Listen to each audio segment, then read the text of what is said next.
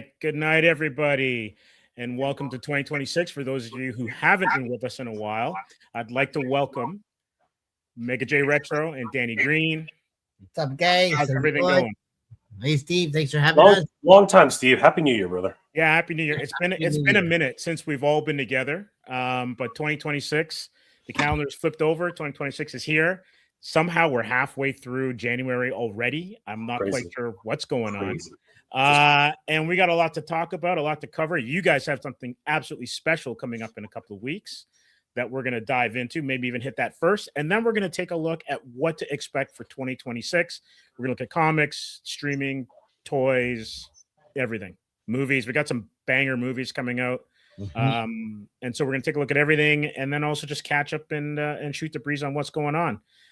So we'll start with Danny. We'll start on the right side for anyone who's viewing this. How has the end of your year and then the beginning of the year been so far? End of the year, yeah, man. It was great. So many cool things happened in 2025, right? SDCC.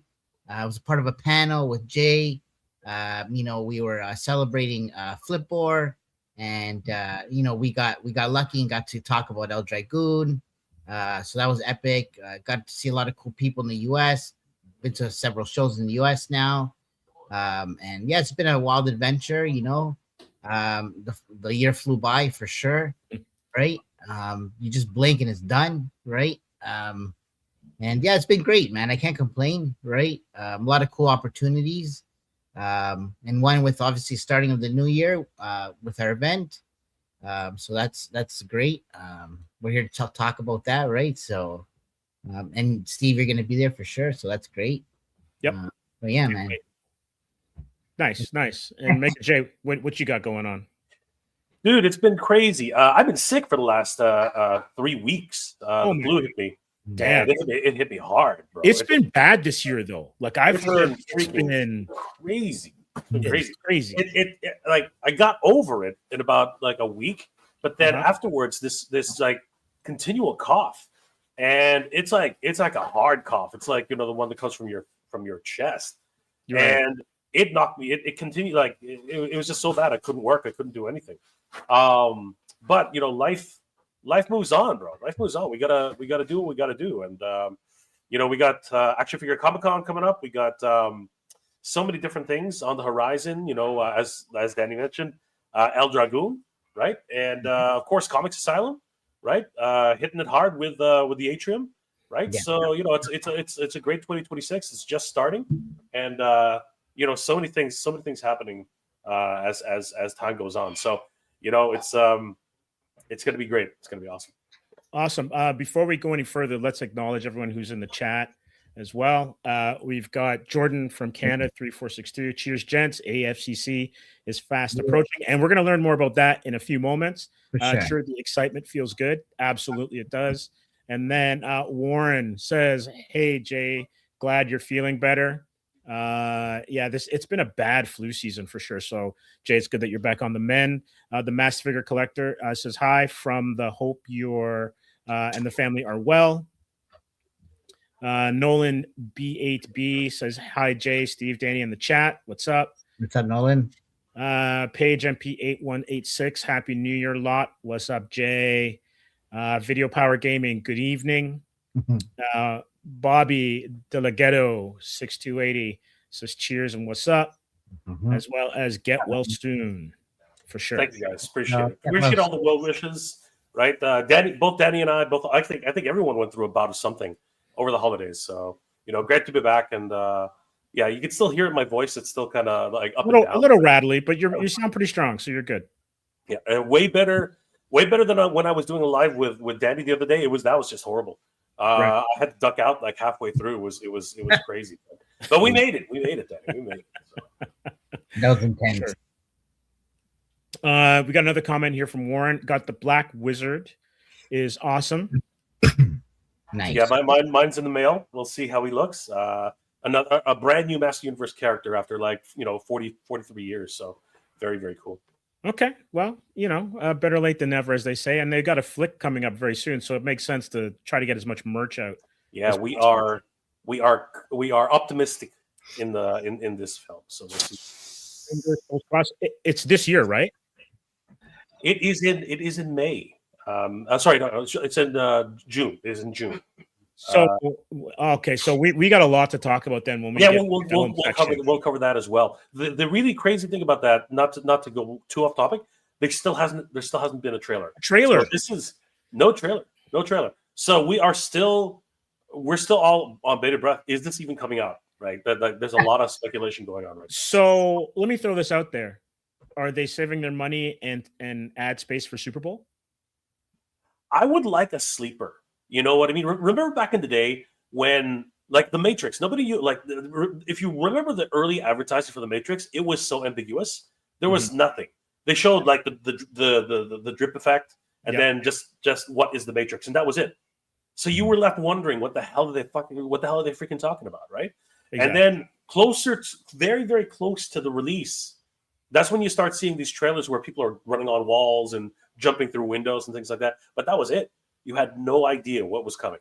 So I wouldn't mind if they kept that kind of suspense all the way to the end, because this actually has been pretty under wraps, other than the leaked photos that they've allowed out, because those were not leaks. as well as some like leaked casting, and it's almost like they're almost market testing. Like obviously they're far down the line in terms of production, but it's almost like a lot of this is market testing to see what kind of feedback they're going to get to decide how they want to market it. By now, it better be close to wrap. You know what I mean? If they're not close to wrap now, May is what, like 4-6 months away? It's not even. I can tell you straight, there are some Marvel movies that have gone to market, and they're still doing the VFX. Yeah. No, I totally get that. I've almost opening day. I've seen that type of chaos. I mean, we know for a fact that Justice League literally lost their director, right, and had basically just like they had to push that up. The release of that one had to be pushed back, right? I mean, it happens. And then that's and you and I talked about this already. A whole freaking movie, Batgirl, was just shelved. They didn't even bother. It's like, what the F? Like, what's crazy? Did you hear about that, Danny? About the Batgirl, like completely being canceled? Yeah. And that a lot of people were looking forward to it too, right? A lot of people were looking forward to Batgirl. Yeah, it's crazy. Yeah, it's weird, and that was shelved also for economic reasons, right? They could use it as a write-off. But we have to wait and see, because you never know if it gets sold. Like if Warner Brothers and the sale goes through and everything like that, if these films then come out later. Yeah, it might resurface, right? It might resurface. It's a very big possibility. It might go direct to video, right? It might go direct to stream, right? There's every possibility that it will eventually come out, right? But it's one of these things where what do? You bring back all the actors for the premiere tour? It's kind of weird, right? But I think that would be neat. They're still contractually obligated to go on a red carpet tour. So. I guess technically it's a reunion tour. Yeah, it'll be a very strange, like they're reliving the past, right? It's hilarious, and then they got to remember what it was like to shoot the whole thing, and talk about what it was like to shoot it and stuff like that. It'll be freaking crazy. Not like you can't forget, those cold nights and things like that. But I'd love to see it no matter what. I would just love to see it regardless. Sure. Why not? Absolutely. So before we get rolling too deep into the film weeds, tell us about what you guys got coming up at the end of January 31st. An absolutely amazing event. Can't wait to hear more about it. So who'd like to jump on this one first? I'm always up to talk, but Danny, why don't you take us through how this all came about? So the Action Figure Comic Con, it's happening January 31st, 2026, and how it came about. I don't know, man. It was an idea that we had, several years ago, I would say, truthfully. I've always been a vendor at events and Ontario Collector Con and whatnot, and Fan Expo and all those kind of events. And being an action figure collector, going to these events were all great and stuff, and obviously we enjoy it and we still do it, but there was nothing ever focusing just on action figures. And in Canada anyways, in the US there's a few other different shows that they kind of have focused more on action figures, like Legion's Con and that kind of thing. And from going to the events in the States, we're like, man, we got to bring some of this energy here. And again, having these ideas many years ago, I've always envisioned like being at like some kind of Japanese market or some kind of I used to do a lot of flea market stuff too, and I always like the market vibe, right? But I always envision some kind of like Japanese kind of market. And I don't know, we working at Time Toys, we were always talking with them too about doing an event to help bring awareness to the action figure scene. And so after pitching them the idea and whatnot and talking about doing the action figure Comic-Con, they wanted to get in and help sponsor the event because they thought it was a great idea. So long story short, we got an opportunity to kind of jump into this. And Jay, after being in the event scene as well with Anime Shogatsu and a few others that he's done,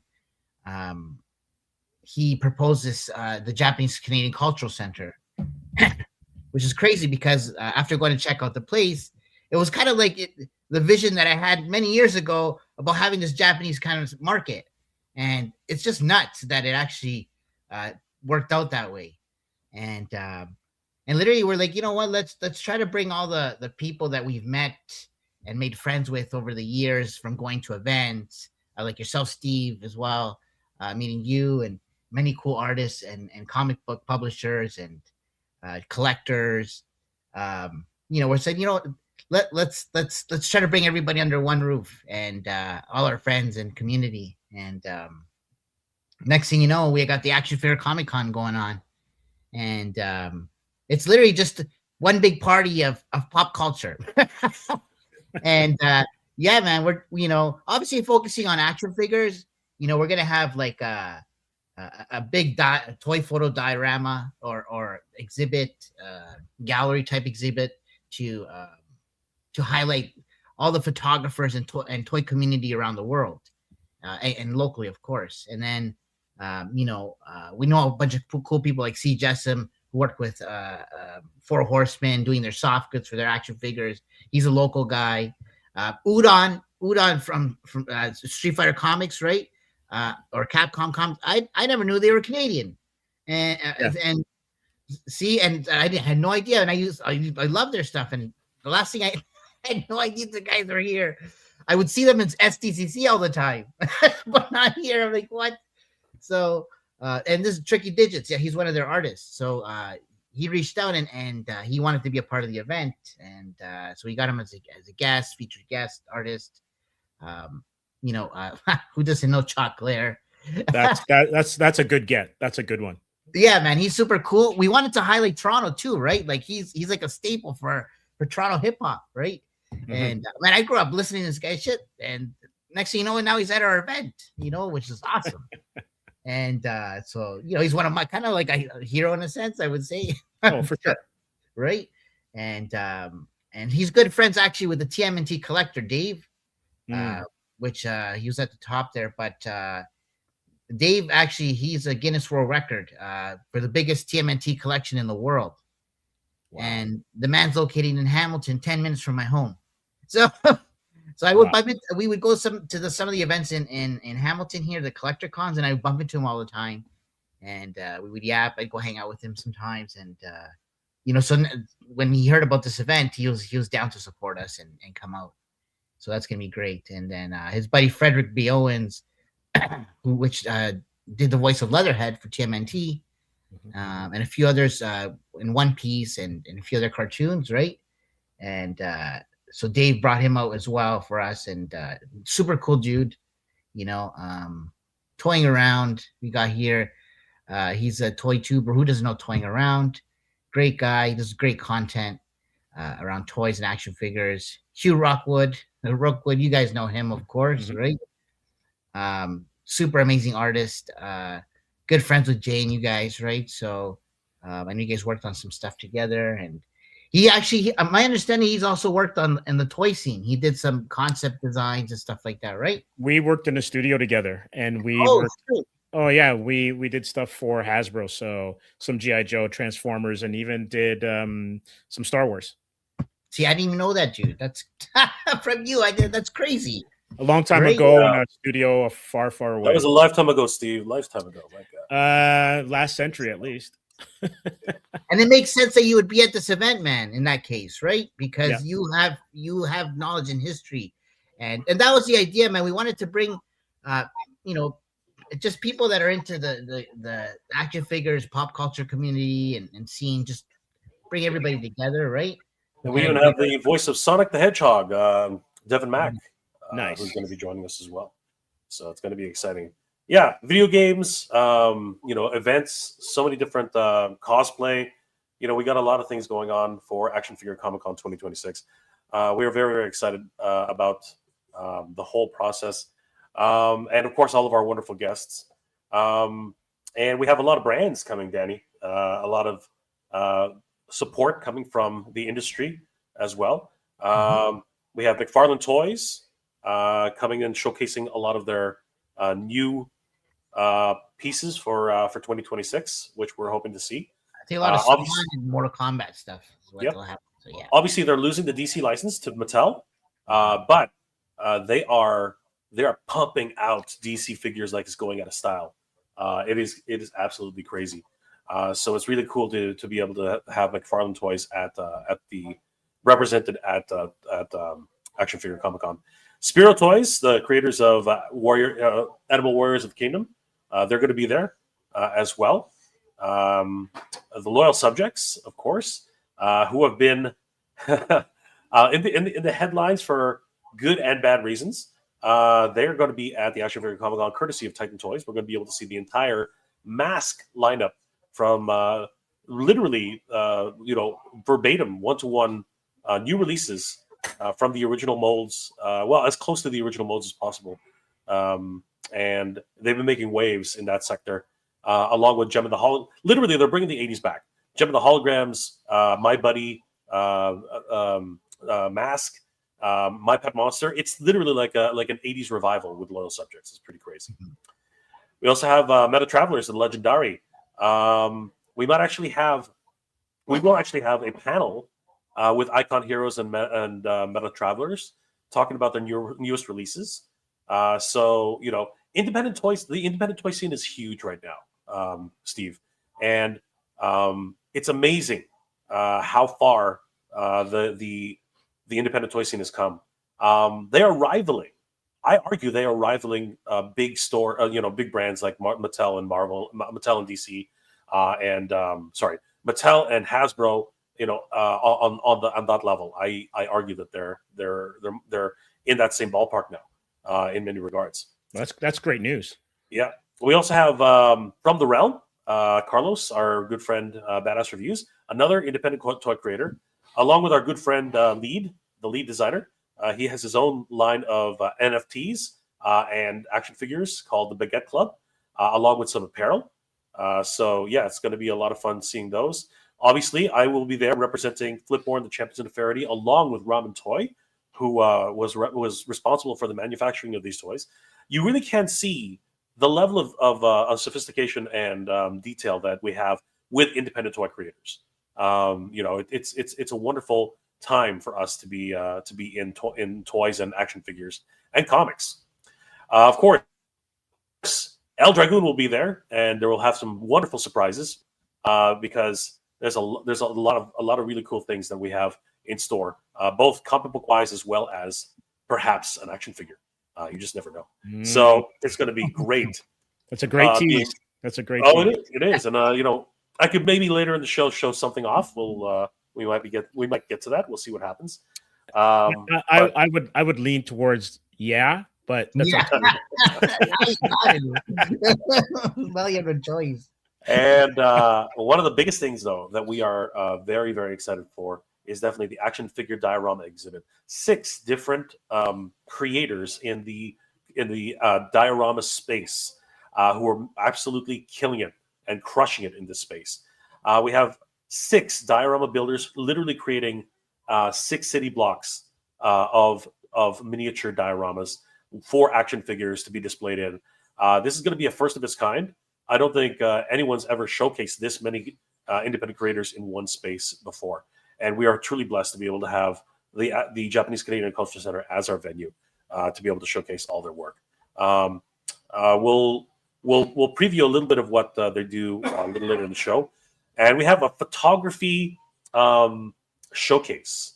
It's going to be a massive wall of photographers who are just showcasing all of their action figure photography. This is going to be great, ranging from Drew Olive, Hidden Images, The Chosen 12, Eddie and His Toys, Plastic Light, Figgy Smalls, the Martial Geek, Fun Picks 22, Endless Fables, our good friend Brian, Ryuji Anko. How do you say that again, Danny? Shalizarena.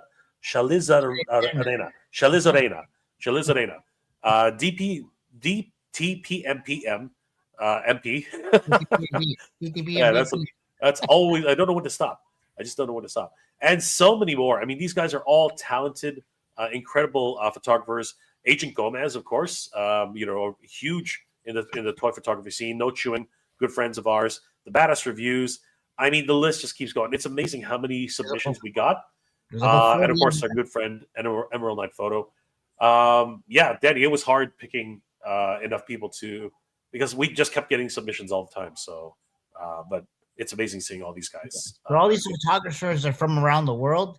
There's a handful that are coming from locally from like Toronto and then Montreal. Even guys are driving in, so that's gonna be cool. But yeah, a lot of these guys are all over the place, and but together we're just one big community. We're always sharing our photos, and the work these guys do is just epic. So we just wanted to highlight them and show them that show that we appreciate them and the work they do is valued, and there's a community out there for them. And now we're creating a platform for them as well through this event. So. Yeah, sounds great. Just one second, I want to get to some of the comments. Sure. We've got Mizi just finished a cosplay I'm working on for AFCC. Can't wait to see it. Oh, thanks, Omizi. She's been awesome. She's been supporting us from day one, and she had some giveaways going on, and she's just been supporting us with doing content and getting the word out. So thank you to her very much. Appreciate her. Nice.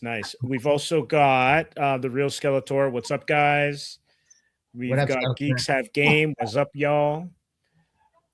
Nick Hedge Us is working, but tuning in. Thanks for doing that. Oh, Nick, he's one of the Dio guys. Oh, he's one of the Dios. Oh, sweet. Oh, Nick, what's up, brother? Appreciate you. And we've got merch. So can you scroll back up to the top? Nice. So you got hats. Yeah, we got some snapbacks. We got some t-shirts. Actually, you know what, Danny? We have our t-shirts here. Well, we should have probably been wearing them. You know, it's funny. Actually, we went to the Price is Right. You know the show. Oh, really? Yeah, man. And so you went to a studio taping of it. So we ended up in the overflow line because we got there late. We got tickets to potentially get in, and then we didn't end up getting in, but we ended up getting into the line and stuff like that. And we all wore these shirts. We actually have some pictures somewhere on our Instagram about it, but yeah, there you go. Nice. And they're beautiful. They're nice shirts, man. So yeah, there you go. That's cool. So hopefully we'll have some of those on site. A lot of people have been asking us for some merch to be there, and hats and hoodies and stuff. So we're gonna try to get those out. But man, there's so many things going on, so many moving parts. It's a big challenge to get to everything, but we're trying our best to put on a good show for everybody. So, but yeah, there you go. That's the merch right there, man. Red Hat's very popular right now. People are asking about that, so we'll hopefully get those out. And then we've got Nick chiming in again. Hi, yes.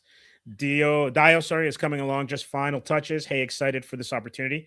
I can't wait to see what everyone's putting together, because dioramas are always like when you go to a convention, especially like San Diego. Yeah. And I was just recently in Brazil, and I went to their con, and it's amazing the stuff that they have on display.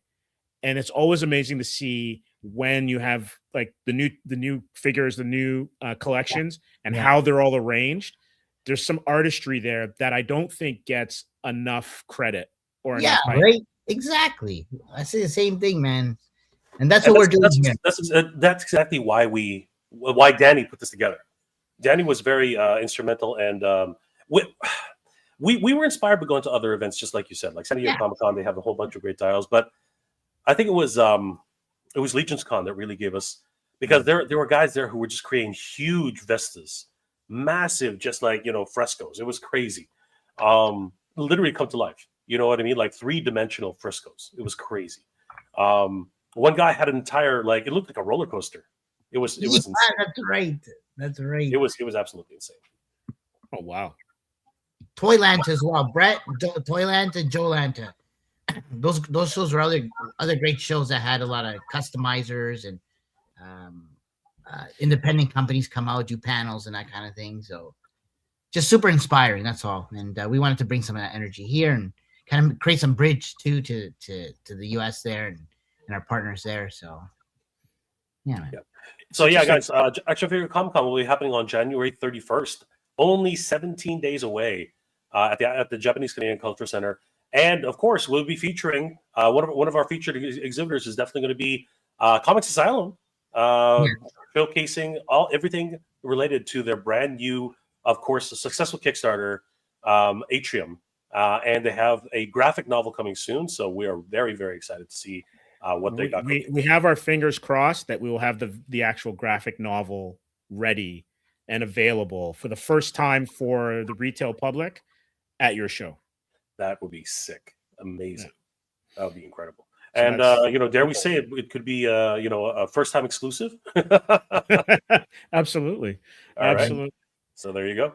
If you have the cover, we'll put that on our if you have any news that it actually is going to ship on time, we'll post it up as a featured item at the show. Sounds great. I also saw, just out of the corner of my eyes, you were scrolling through the page, that you have an AI warning, and there's something I wanted to shoot that towards you, not to put anyone on the spot or anything. Oh man! But San Diego is allowing AI to a certain extent at their shows, and people are turning side. Like, I'm shocked that they actually everybody's freaking.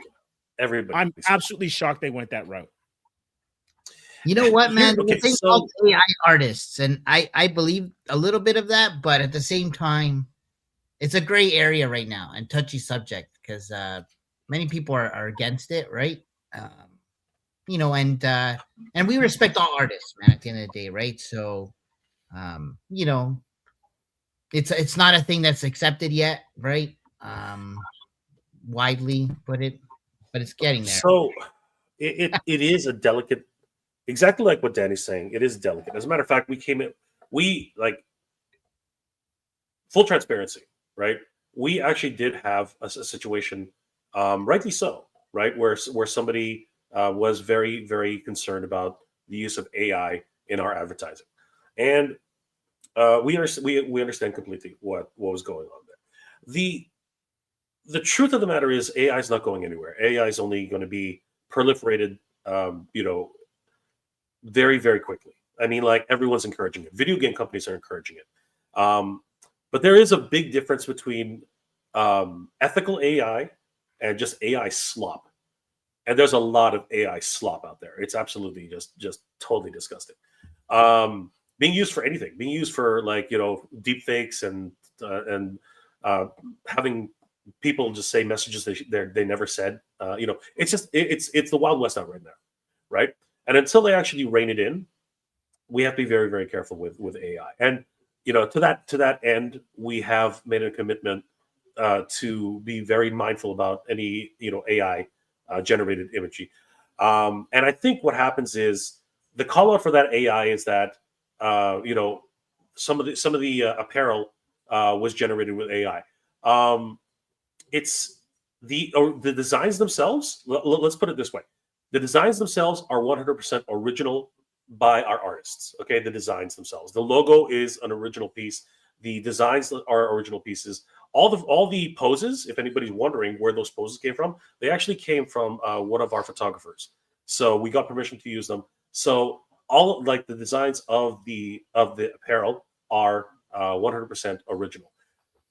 The hoodies themselves, the snapbacks, quite possibly could be generated by AI, but that's apparel being used. You know what I mean? So I think that is in a sense ethical. You know what I mean? That's not something that we're trying to hoard this off as something that doesn't exist. They do exist, right? But we have to manufacture them eventually, right? But having said that, I don't think that it's out of the realm that those are products which will eventually be created in real life, right?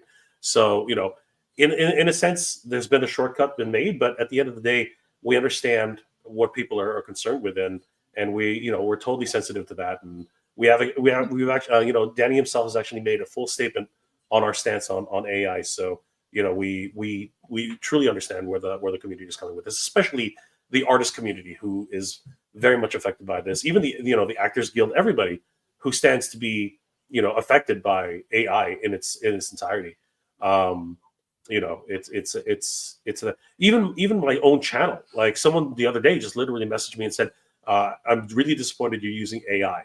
And I think it had to do with a thumbnail, which I took from one of my fellow toy tubers and Instagram accounts, who created this wonderful AI generated version of the royal family from Eternia. And I thought it was cute. I thought it was a nice message, right, for the holidays. And yeah, it is AI. But at the same time, it was one of those things which was more about the message, not about taking somebody's job.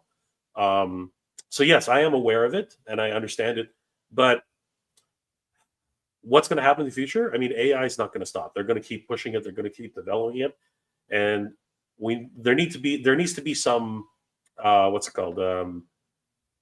There has to be some laws put against it. You know what I mean? Like, you can't just be taking people's jobs. It's a crazy thing.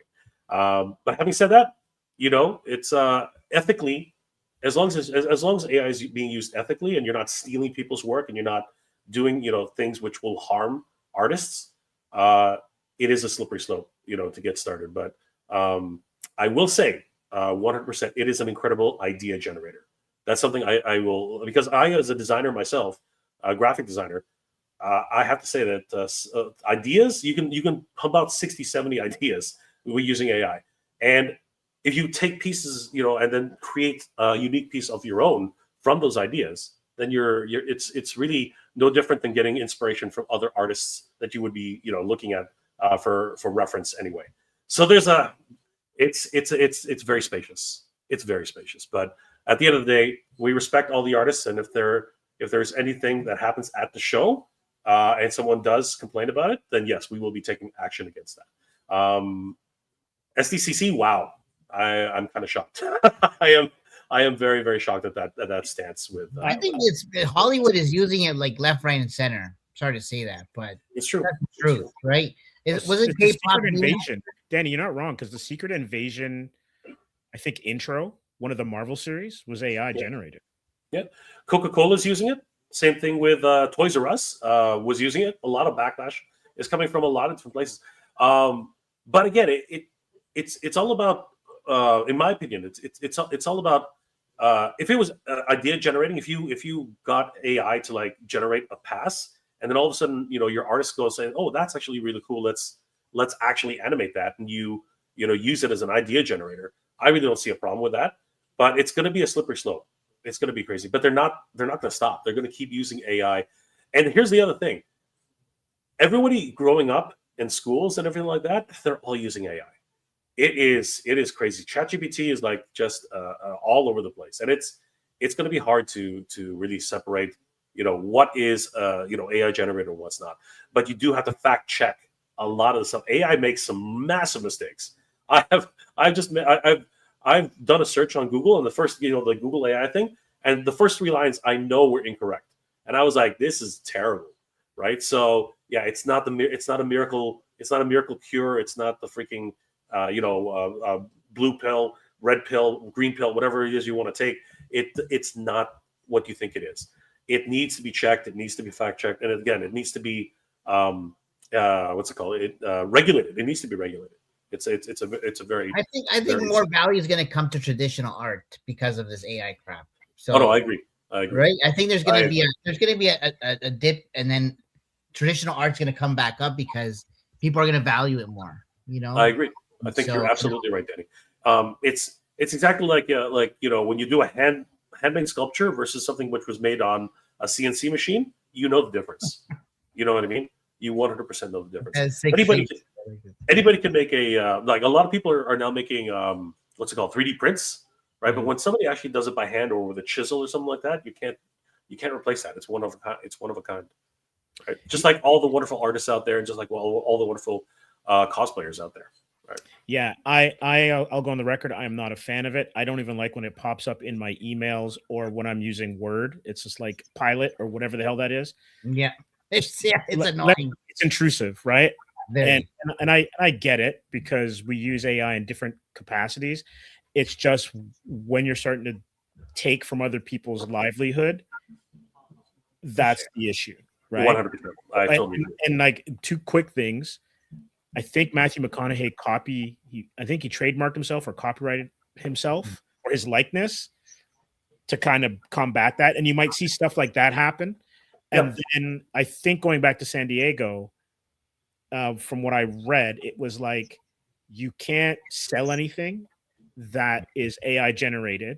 Yeah. Yeah. And another interesting thing, which I was like, was if you're doing anything that is owned by someone else, it has to have a copyright or trademark of.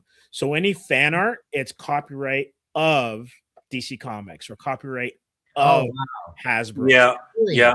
I mean that has been a situation for a long time already. I mean, like Disney at one point was actually confiscating. Yes, I fan remember art those days. I do remember those days. It was like 6 or 7 years ago. Mm-hmm. But that backlash really quickly. They had to walk that back really fast because the backlash from the community was swift. So it'll be interesting to see what happens this year at SDCC, especially if there are complaints made on the floor, and to see if people have to take certain things down. We'll see, because there are actually certain conventions which literally will actually call the police on people who are actually selling AI generated artwork.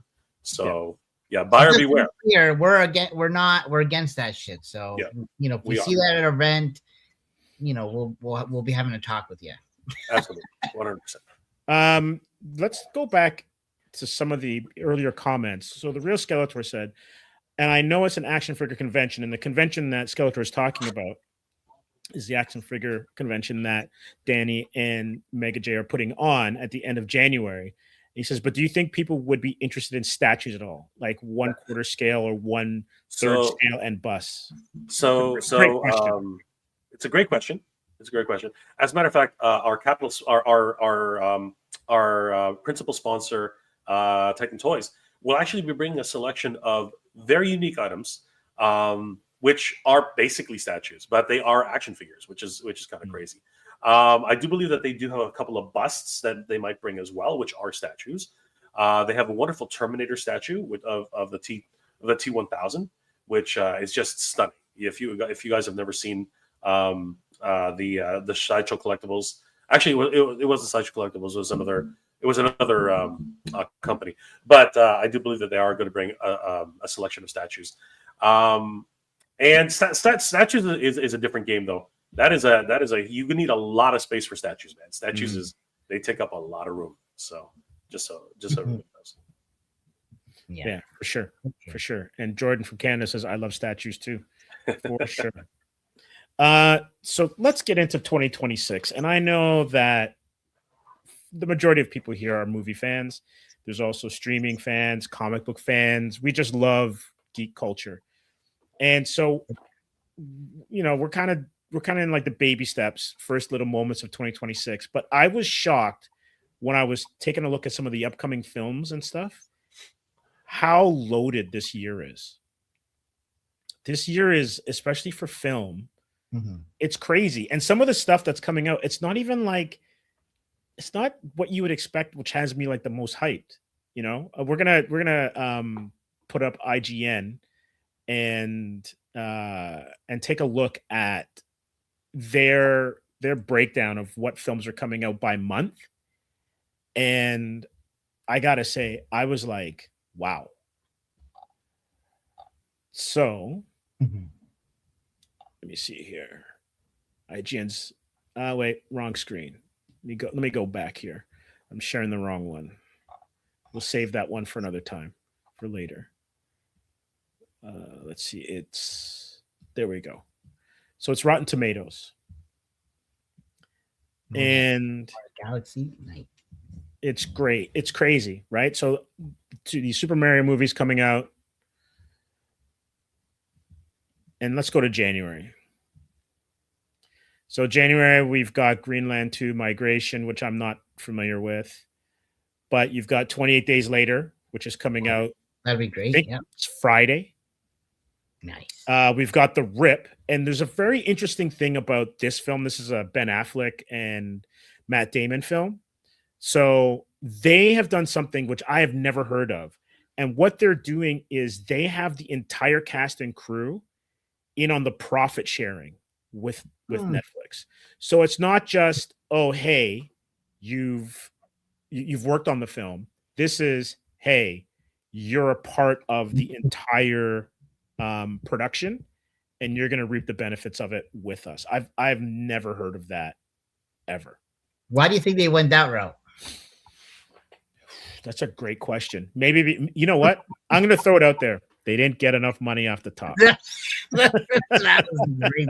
So I was trying to be nice as a film guy. Yeah, no, I totally understand where that's coming from. I mean, famously, I think it was reported years ago that the third Matrix, and this needs to be fact checked, but I'm pretty sure I heard this once upon a time, but I heard that Keanu Reeves actually gave a portion of his paycheck from the third Matrix to the actual cast and crew, to the crew. Okay, I will fact check. I will fact check that right now. Mainly because at the time, and I think he felt that they just did not get paid enough for the work that they were doing, and it's one of these things where studios are doing some crazy things these days, like Sinners, right? Sinners. I think it was reported that the director actually got to keep the rights for the for the film. That is impossible. Like, I'm shocked that actually happened. And bravo for that, because to be perfectly honest with you, that allows him the creative freedom to do whatever he needs to for the next iteration of that film. It literally he pulled a George Lucas before in 2020 in 2025, which is great. You know what I mean? Being able to control his own destiny. And with this, though, I think you're right. I think that probably they didn't get enough money. So what they had to do was to go to the cast and crew and say, hey, if you work basically for free, we're going to, spread around whatever profits we get from this to, after the fact. Which really does help to get a production like that going. Well, it's interesting because we're having a and you're both welcome to join us. We're having a stream tomorrow, and it's basically about creator rights, right? So for comic books. So one of the things is like, who is responsible? Like, when you look at the Marvel method, is it the writer? Is it the artist? Who gets the bulk of the share of who owns it, right? Unless you're like Mike Mignola and you're writing it and drawing it, right? There's no distinction, because I guess in the case of Wolverine, and we'll get into this tomorrow, the editor was then granted retroactively creator rights because of an edict that came about in the bullpen. And so you wonder, like, if moving forward, when you think of, yes, this is all kind of like work for hire, but if you are a troupe and Danny, you're absolutely right. Maybe what Netflix was offering wasn't scale for what everyone would expect, right? Mm-hmm.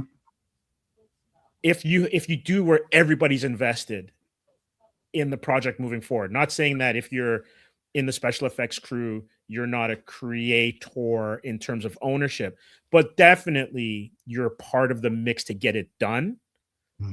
I love that. Like, I really think that if everyone who's involved in it can reap the benefits of it and not just this top down kind of thing, that actually helps creativity.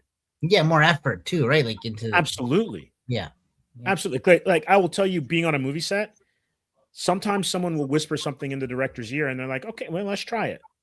Depending on how open the set is. And some things make it in the movie, some things don't. But if you don't say anything, you might be missing a gem that makes an element of the movie actually work. Right. True. Absolutely. Yeah. So moving on from that, we've got Send Help, which is, I think this trailer's out already, and this has Rachel McAdams in it. So yeah, she's a junior executive and trying to move up, but her boss is an ass. Her boss retires, his son takes over, and then it's a survivor. It's like a twist. They become a survivor island, and she ends up being someone who can actually survive, whereas she's absolutely useless. She turns out to, what's the one with Tom Hanks and the volleyball? Yeah, that's Castaway. Castaway. So basically, she's like a Navy SEAL castaway, kind of figure. Because she flips when she's on the island. It's an absolute flip from her character in the real world. So it'll be interesting to see how that one goes. So this is now we're moving into February, which is Crime 101, which has a banger cast, right? It's got a lot of the Marvel cast when you think about it. But this is Hemsworth, Ruffalo, Barry Keoghan. I got that name wrong for sure. Jennifer Jason Leigh, Halle Berry, and Nick Nolte, right? So this one's a crime thriller. We've got Goat, which I'm not familiar with. It's what's it called? It's the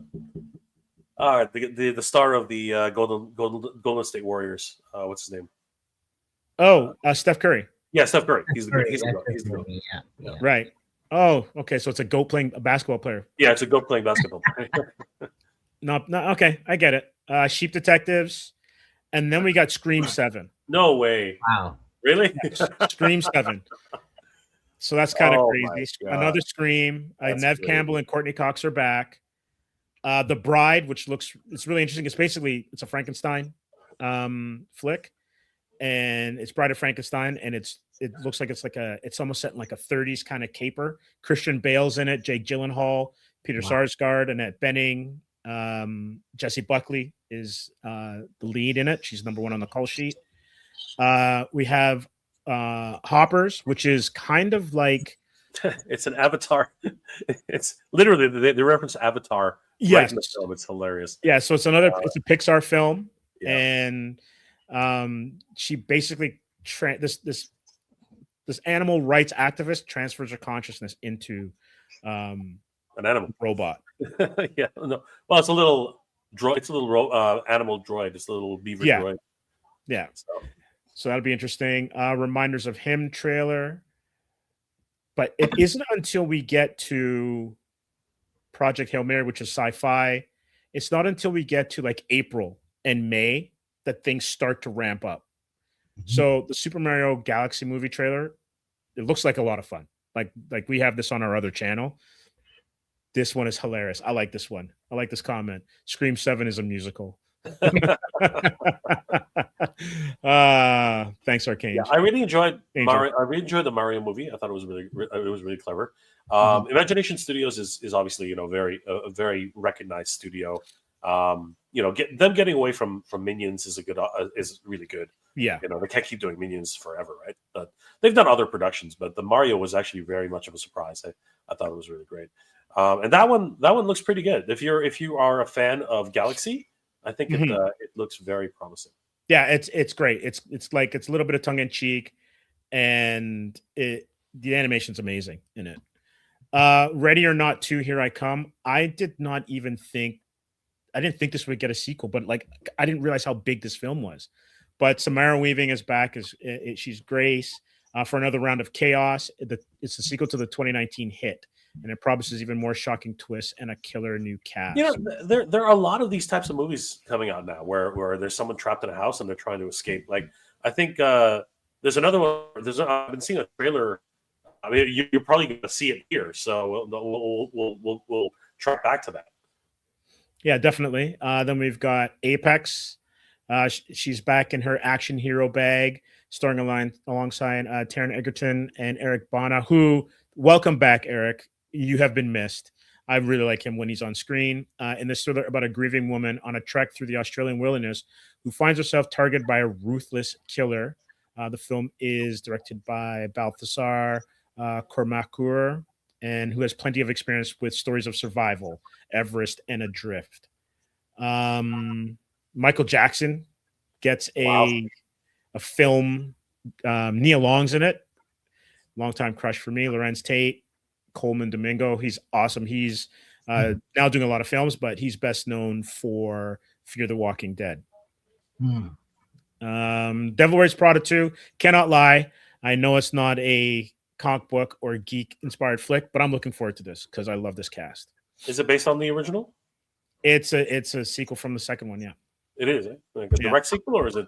Like so it says, Miranda Priestley and Andy Sachs are set to square off again as Anne Hathaway and Meryl Streep return to reprise their roles from the 2006 comedy. You cannot tell me that's 2 decades ago. 20 years later. That's crazy. Wow. That is insane. Okay. Just a gray-haired chill just went down my spine. I'm looking forward to this. Carl Urban. He just take my money. Yeah. Johnny Cage, baby. Yeah. It always amazes me that Mortal Kombat and Street Fighter cannot separate from each other. You know, when one stands up, the other one has to freaking, also stand. It's crazy. Right. It's crazy. Yeah. So I've seen the trailer for this. It looks interesting, and we'll see It'll how be it good. goes. I think it'll be good. Yep. Yeah. Mandalorian Grogu. So I have high hopes, but Star Wars has been on a downward trend lately. It's hard to say, but anything with a Mandalorian is usually a good thing. Yeah, I think that's gonna make more toys. I'm down for this. We'll see if if the increased budget actually shows up on screen. Yeah. Right. We'll see how much bigger and badder they go. June. Masters of the Universe. Wrong and photo. Look at the photo they give us. Wrong photo. Yeah, but the reason they use this photo is because there are no photos, as you mentioned before.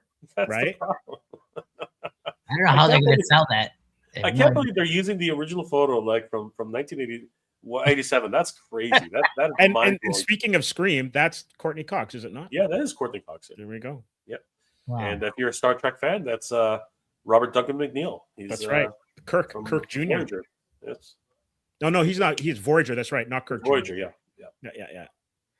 Yeah. Great photo for sure. Takes me back. I got to get a McRib now since we're all the way back. But here's a question. I know we kind of spoke about it a little bit. What is it that you think they're afraid of? I don't even want to use that word, but I just did. Why aren't they just like giving us something?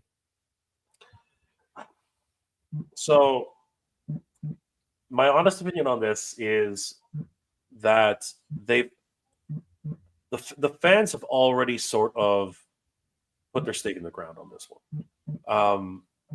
The biggest sticking point for all the fans is the fact that it's back on Earth. That is really has been for many fans has been a sore spot, even for myself. Like I love the '87 movie even to this day. Earth has always been the weakest connection for Master Universe. The first film, it was just literally it was a MacGuffin. You know what I mean? They use the cosmic key as again, it's a MacGuffin, right? Mm-hmm. It's this thing which transport they're in a crisis, they have to leave, right? They go to Earth and they're stranded there until they can figure out how to get back, right? Now they actually throw Prince Adam to Earth.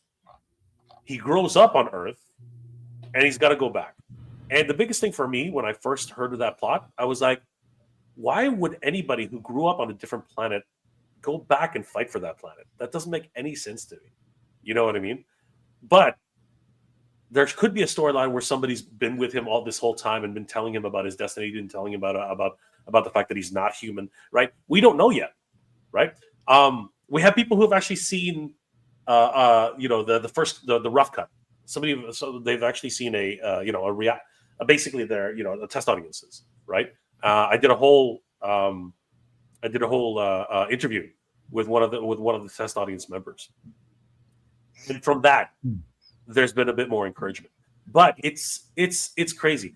They're scared if they're frightened or if they're worried or if there is any concern. It is that once the trailer drops, it will the fan base will be divided. No matter which way you go, they will be 100% divided. They don't want to kill opening weekend before opening weekend. It's a hard decision. But here's what I have to say: release the fucking trailer, okay? Release it and let the fans make the decision. Because those of us who are truly invested in Master Universe, right? We will do the hype. Okay, we will make the people. We will encourage people to go, regardless of if it will, regardless of what it may end up being. We will tell everybody, just go fucking see it, because you know what? This is the year for, not to take too much of a side tangent here, but this is the year of Master Universe. There has never been more public consciousness on Master Universe than there has been in 2026. We have 2 freaking movies coming out. One is a fan film, which I have more faith in, to be perfectly honest with you. A sequel to the original fan film, the Fall of Grayskull, The Rise of the Horde. We have the theatrical release, which, if done correctly, and Travis Knight has a great track record for being true to the fans. Okay, so my hopes are measured. I'm not even going to say they're high, but they are measured. I'm really hoping for the best. I love Bumblebee. I did. I thought it was great. We have 2 toy lines from 2000X. 2. One from Mattel proper, the other one from Mondo. Right? And absolutely killing it, Mondo, with their designs, of course, as always. And actually, Mattel's doing incredible work with their mainline brand. A lot of people are very surprised. I'm going to be getting my hands on a couple of those too as well. And we have a freaking video game coming out. Holy crap. A freaking video game for Master Universe. What year is this? It is literally 1987 all over again. It's absolutely bonkers. And this year definitely marks Master Universe. And there are 2 conventions for Master Universe, 2 freaking Master Universe conventions, right? One in California and one in Ohio. It's actually Kentucky. But, oh my God, 2 different Master Universe themed conventions. This is the year, truly, of Master Universe. You can't get any better than that, guys. It's crazy. Yeah, that is nuts. That is absolutely nuts. And what more can you ask for, really? Oh, we can ask for much more. Trust me. We can. Well, what you can ask for is that it becomes good. Yes, that everything hits. It doesn't have to be perfect. It doesn't have to be excellent. It just has to be good. Just has to be good. That's all. Yep. Steven Spielberg is back. This time he's working with David Koepp, who did Jurassic Park: War of the Worlds. I am curious about this. And this is another UFO one. So is this his first kind of, because he did War of the Worlds? No, right? Close Encounters of the Third Kind. It was but since Close Encounters, didn't he do War of the Worlds too, or no? He didn't. Did he do Cocoon? Who directed Cocoon? Oh, that's not Spielberg. Yeah, who was that? Was that I think that might have been Ron Howard. Oh, was it Ron Howard? Yeah, maybe it was Ron Howard. Anyone in the chat? I think E.T. E.T. Yeah. So he did E.T., Close Encounters, this one, and for some reason I feel like he did Tom. Did he do War of the Worlds? Who did War of the Worlds? We can search it up. But it's interesting. I will say that the trailer was quite good. It's very interesting. It is interesting. I was intrigued. I was intrigued when I saw it. And Emily Blunt is great. Wyatt Russell is great. And again, Coleman Domingo. What are your thoughts on this, Danny? Like you and I have talked about aliens and conspiracies. What are your thoughts? Have you even seen this trailer actually, Danny? No. You haven't seen this trailer? I'm shocked. I haven't. I've heard of it, but I didn't watch the actual trailer. Danny is my UFO aficionado here. So like, I'm actually pretty shocked. I'm actually gonna watch the trailer now. He hasn't seen the fucking trailer. I was shocked. All right, Danny, your homework tonight is to go watch this freaking trailer. You gotta watch it because honestly, it is trippy, man. It is a trippy trippy trailer. Oh yeah, I like trippy. So especially when she starts clicking and bobbing. I was like, what the fuck is going on? Like, is that right? Oh, dude, she was going like. But doesn't she get like possessed or something by like the alien thing, or they're trying to talk to her? I'm not sure she was possessed, but they were speaking. I think they were like broadcasting through her. It was crazy. Yeah. Okay. I think I semi-seen it, but yeah. Yeah, definitely watch it again. Tell me what you think. Yeah. Tom Cruise and Spielberg did work together in War of the Worlds. Nice. Yeah. So it's good. It's good to know my brain isn't fully foggy. Yeah. Nice. Scary movie. So not only do we have Scream, Scary Movie is in the same year. We have a 7 and a 6. It's only one movie behind. It's crazy. It's unbelievable. That is hilarious. They're coordinating, man. Yep. Toy Story 5. So this is also the year. Are you kidding me? This is the year of the sequel. Are you serious? Yeah. Holy God. 2 Pixar films in the same year. That's crazy. And then Supergirl. Meh. In June. We'll see how that goes. I know my good buddy Mega J and Decepticon, who I'll be streaming tomorrow, they're not big fans of the Gunverse, so we'll see how that goes. Jackass 5. I'm like, what? They were 4. Are you freaking kidding me? He can still stand, Johnny Knoxville. I thought his legs would give out again. Oh my God! You would think so. Minions are back. Oh wow! Two elimination movies in July. Holy crap! Yep, that's crazy. Moana live action. Is it The Rock? Yeah, The Rock. Johnson. Wow. Since I'm a mythology and antiquities guy, I am totally waiting for the Odyssey.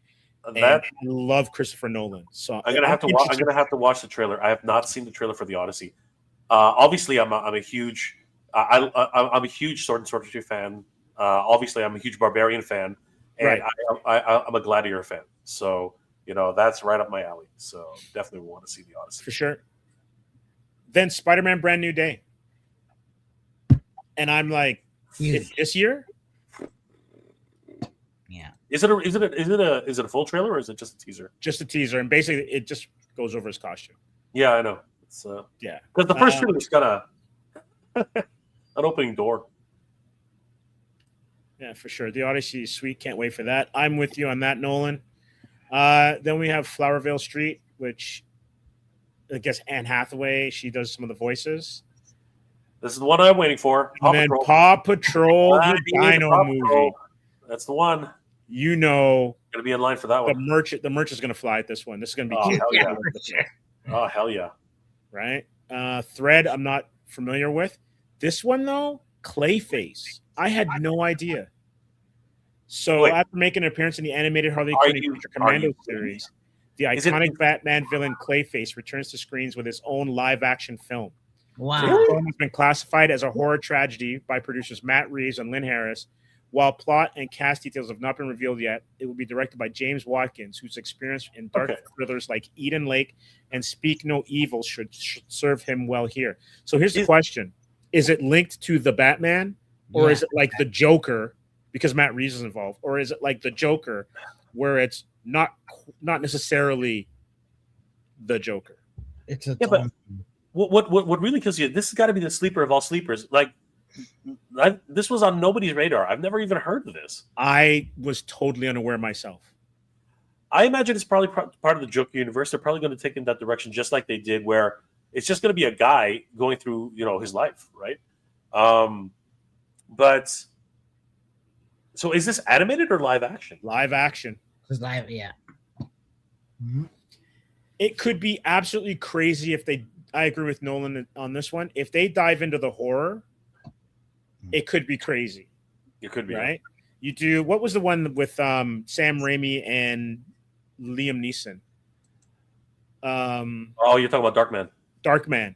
If they go that kind of like actor scarred and then the body horror that you could get out of it, then it could really work. Well, The Substance was insane. The Substance, man. Oof. I mean, like that, and you know what? That's right up the alley of Clayface. Absolutely. And don't Right? watch if you That haven't is seen The Clayface. Substance. Don't watch it if you Yeah. are eating. That is basically Clayface. So yeah, that would be insane. It could really be good. Truly be something. Yeah, Right. 100%. Absolutely. October comes around. This movie Digger, that's actually Tom Cruise. That's Tom Cruise? That's Tom Cruise. And I don't know anything about this film, but I wonder if they're gonna kind of lean into the stuff that he did in Tropic Thunder, where it's kind of like a ridiculous. I was about to say the same thing. I the only thing I can see here is the his Tropic Thunder type of persona, right? Type of idea. Interesting. Yeah, Zigzag chimes in, says agreed with Clayface and Darkman, but you're making a protagonist from a villain. Yeah, that seems to be. But that's what the Joker was, right? But also like the entire Sonyverse, because they can't use Spidey as a solo film. Right? Yeah. So it's still they're still not really protagonists in a sense. They still are villains, right? But they're written in such a way that we empathize with them, right? Mm-hmm. But that's what horrors are, right? Like it'll be interesting to see how it plays out. I'm interested to see a trailer. I think a trailer will be very good. Absolutely. We've got Avatar. Which one? The Legend of Aang, The Last Airbender, 2026. Wow, animated film. That's crazy.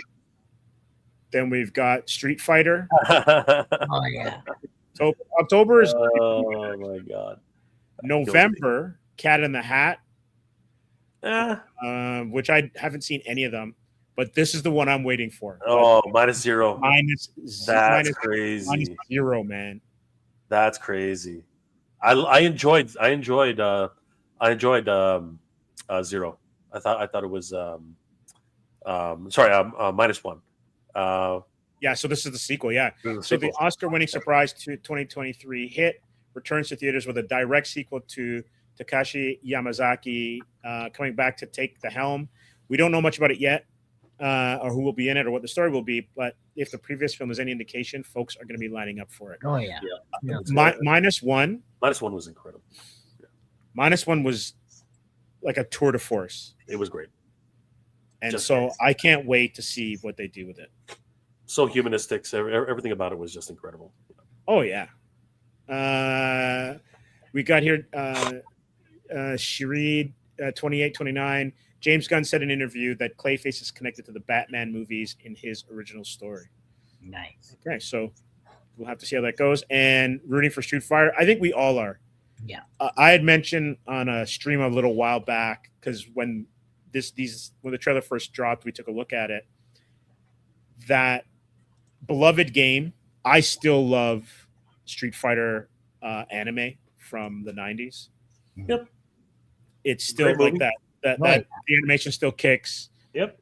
No pun intended. And you kind of want, and then I actually went and rewatched the Van Damme movie. Yeah. It has a certain charm. It does. Right. And then you saw this one. It's like they are diving, and this is what I enjoy about it. They're fully embracing everything. They're fully embracing the designs, the characters. I think Sagat's the only character that doesn't show up in either the trailer or any of the which is so strange. Hopefully he will be in the movie. Oh, yeah. I think you'll see him. For sure. So we've got Hunger Games for those of you who enjoy that kind of stuff. And then we've got December, Violent Night 2. Interesting. I didn't think they could make another one. This one kind of shocked me. What the hell? Really? Jumanji 3? Oh my god. Yeah. Jumanji 3. And then Avengers Doomsday, I didn't realize was this year. Yeah, it's their Christmas. I was surprised they're releasing Christmas, but yeah, it's gonna be the big one, obviously. It's hard to predict this one. There's just too many players. I'm having the same feeling I had when the Avengers first came out. I was like, how do you put all those personalities into a movie? And then they did it 3 times over. So 4 times over, actually. So yeah, it's going to be an interesting new reboot, like not reboot, but a new start for Marvel once again. And if you can get RDJ back in the seat Yeah, that's a lot of money. That's a lot of money being thrown around. My only concern is because of how many. I think back of, if anyone is a comic book fan here, I think of like Crisis on Infinite Earths, back in the day when Supergirl and Flash and like a whole bunch of characters didn't make it, and they were just reworking the DC universe. And like you got characters for like a panel, maybe a page, and that's it. So how much screen time are we going to get with some of these characters? That's my only concern. Like, are we only going to get Scott for, what is it? It's probably like a 2-hour runtime. Are we only going to get James Marsden's Cyclops for 10 minutes of screen time? Right? Like that's the thing where I'm kind of like, a lot of these are just going to be cameos. There's no way. It'll be like Zack Snyder's cut for Justice League. It's going to be like 3 hours plus. It would have to give everybody enough screen time, but it's no different than Endgame. Not Endgame. What was it called?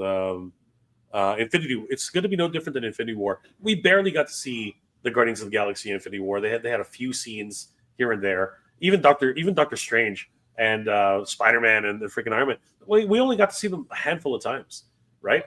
But what this has to be, if anything, has to be a setup for a larger universe. Because again, this is like the heaviest of heavy hitters in the Marvel universe. Fantastic Four, Thor, the Avengers, like the freaking X-Men, right? A whole freaking team on their own.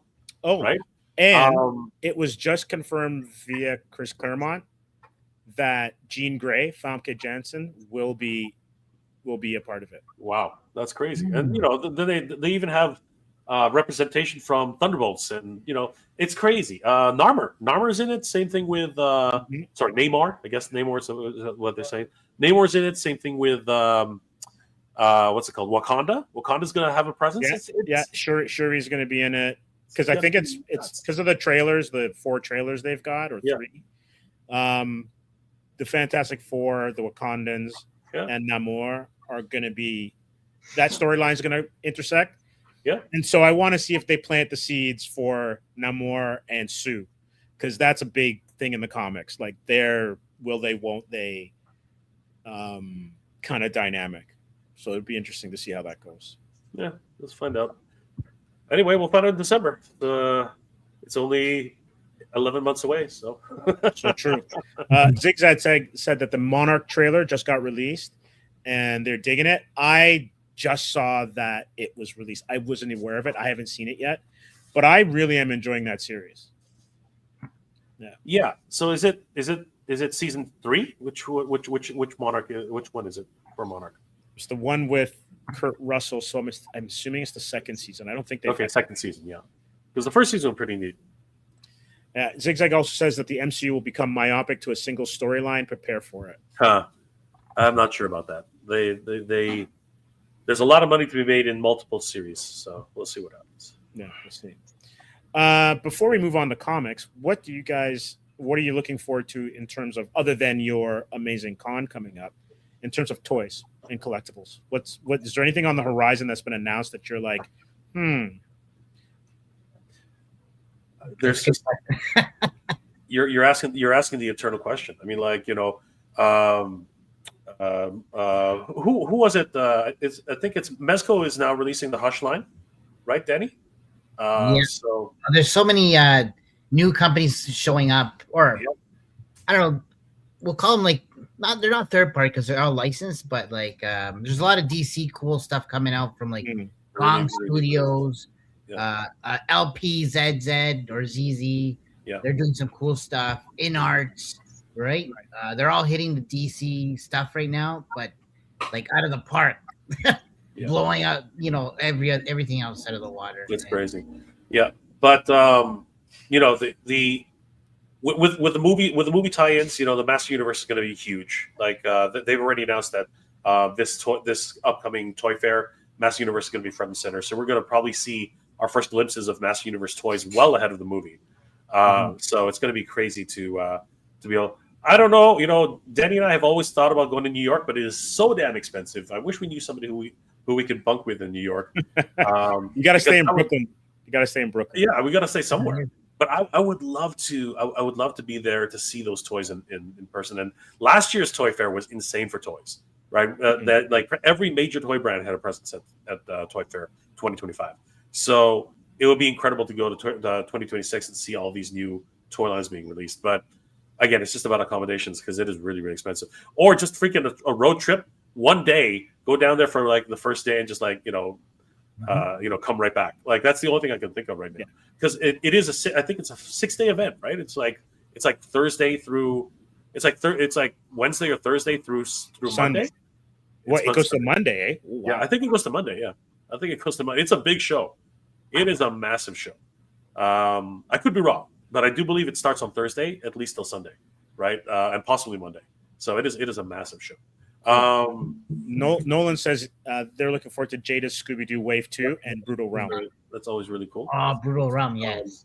Yeah, Brutal Realms. Yeah, yeah. Again, the independent scene is just killing it right now, right? Whether it's the Four Horsemen, Brutal Realms, Titan Toys has a lot of these great properties available on their site. The Legendary, right? Meta Travelers. Like so many different companies. Flipboard is actually going for Wave 2 as well. So, nice. And of course, like I said, I might as well go grab it. Just go get it. Might as well, go get it. Right. So, Danny, we got to do a drum roll. I know, right? We're working hard on the comic, which is still our biggest focus. But Danny couldn't help himself, and you know what? Good for him, because honestly, this thing, in my opinion, is awesome, but it's not ready. We do have this is like the first prototype. This is truly a prototype. It's not even a test shot. It is a prototype, and that's what it's going to stay as for now, right? But the potential is what we're looking at here. Potentially, you got us on the edge of our seats. But is this something that we can? That'd be crazy, man. It is actually. You know what, Danny? No, this is fucking crazy. Wow. I was when Danny actually handed this to me, I was shocked. I was truly shocked at what came across my desk. I was like, "You got to be kidding me! How did you do this?" Right? And to Danny's credit, this was. I was like, who's this guy? What are we working on? How, is it real? Is it not? I saw a whole bunch of production shots and everything like that. But at the end of the day, I am very, very much. And then he went the extra mile too. So yeah, guys. I mean, we've had what's it called? How do I say the problem? We've had customs, from fans, right? Oh yeah, I actually got it here. Yeah, so Danny, bring the custom out first, and then we'll show. So Danny, bring up the custom.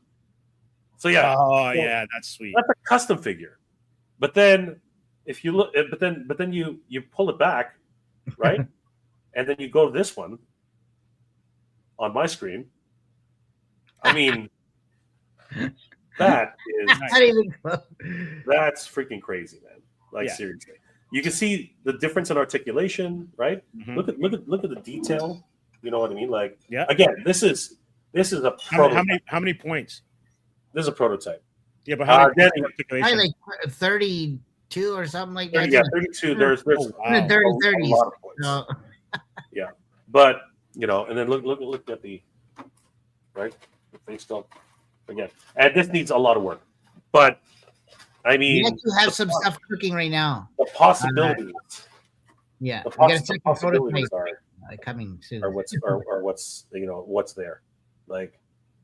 Again, the independent toy scene is cooking, man. The independent toy scene is cooking, and there's a lot of opportunity out here. There's a lot of opportunity. So yeah, lots of crazy stuff. You guys will probably be able to see this at Action Figure Comic Con 2026. As a special treat. Again, this is a early prototype, guys. This is not even this is not even anywhere near done. But the fact that we have, something, mm-hmm. just to be able to showcase and tease. I mean, you can see his butt crack for crying out loud. I mean, come on. Is that the Chris Evans of action figures? Yeah. We're hoping it will be. All right. So just for Comics Asylum, we pulled up. Well, thanks. I'm glad that you debuted that here. And let's go back. We're going to come back to the toys that you're looking forward to in 2026. But let's go back to the Action Figure Comic Con and Zigzag. What are the guests at Action Figure Comic Con like? Do you guys want to go back into that again and just refresh anyone who is maybe coming into this? So we have several guests, very very influential guests as well. We have, for the toy side, we have Ace of Ramen Toy will be at the show, showcasing their newest product line, talking about the future of ramen toys in the for 2026. So we're very very excited about that. We also have myself and Danny are going to be on a panel with the legendary Meta Travelers, as well as Flipmore and the Champions of Nefariety. We're going to be talking a little bit about Wave 2. And who's the other one we're going to be on the panel with, Danny? It was another Icon Heroes. Yeah, we're also going to talk about them, and courtesy of Titan Toys. The TMNT collector, he's the Guinness World Record holder for the largest TMNT collection in the world, and he lives in Hamilton, Ontario. Pretty crazy, Steve. Pretty crazy. He's literally down the street from Vaughn's office. So what's crazy is that you wouldn't think Hamilton's got a lot of like interesting things and is cool and all. I would not have thought that individual, the person that owns the most TMNT, would be in the Hammer. That's of all things, right? Of all places, yeah, for sure. That's probably the most exciting thing in Hamilton right now. You gotta reevaluate your preconceived notions. Yeah, I can get into the potholes too if you want. That's super exciting. But that's voice actor wise, we have the wonderful Frederick B. Owens, who voiced Leatherhead in TMNT, as well as what's it called, One Piece, and a whole bunch of other voices on cartoons and anime. So he's definitely going to be there. And as I said, Devin Mack will be there, the voice of Sonic the Hedgehog, as well as Total Drama Island. He was also on a whole bunch of different he was on Beyblade. He was on so many different productions, anime, cartoons. So yeah, he will also be there as well. And we do have some music artists as well. Yes, Danny, you can speak to a couple of the music artists. Well, Chuck Claire. Yep, Chuck Claire. Who doesn't know that? Who doesn't know Chuck Claire? Legendary rapper. Man.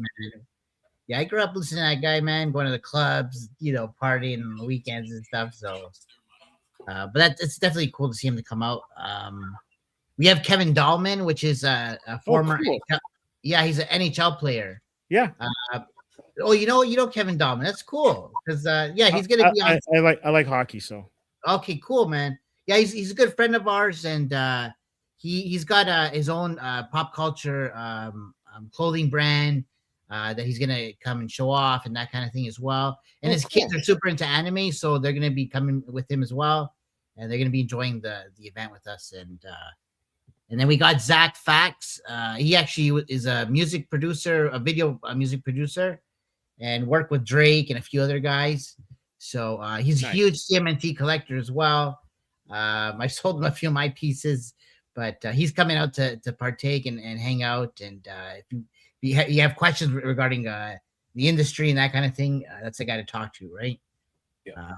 We also have some comic book artists. We do have Hugh Rookwood, who has his own brand new comic book release coming for Chosen Studios, Apocalypse 4 Vagabond, which is exciting. It is a retelling of the original tale in a new light and direction, and I'm very excited for this book. It looks incredible. Obviously, having worked on the first production. But this one's taking it a brand new direction, brand new writing, brand new whole brand new storyline. So very, very excited about that. Our good Vince Sun is going to be there. Vince is going to be one of the artists as well. We also have some toy tubers coming. The Baddest Reviews will be showcasing off his new line of independent toys from the realm. We also have Toying Around is coming. Kevin will also be there, and some jerk named Mega J Retro scammed his way in there. I don't know how he did that, but he'll be there for some reason. But we have the whole lineup is available on our website, actionfigurecomiccon.com.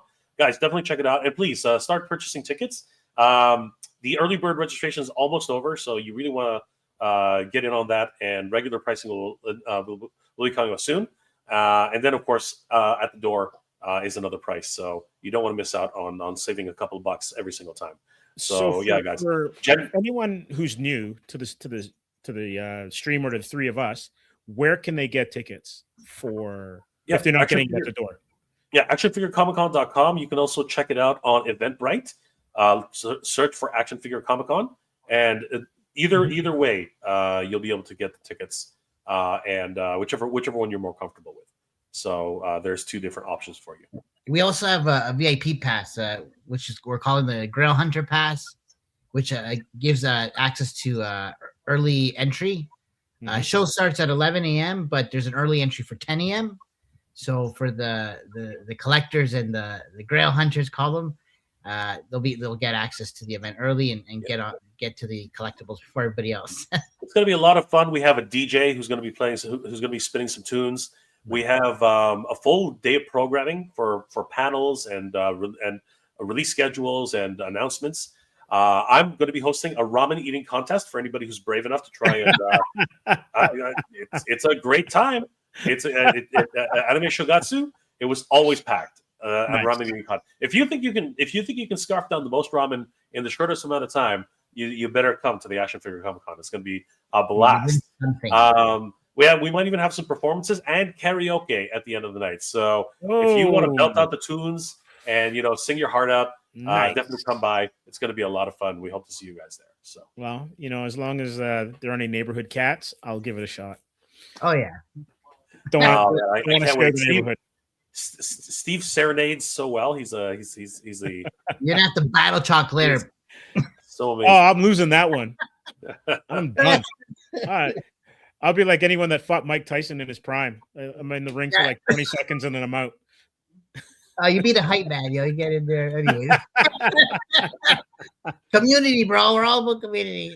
Absolutely. Hey guys, definitely check out actionfigurecomiccon.com for all the information, and of course you can buy tickets from there too. Thanks.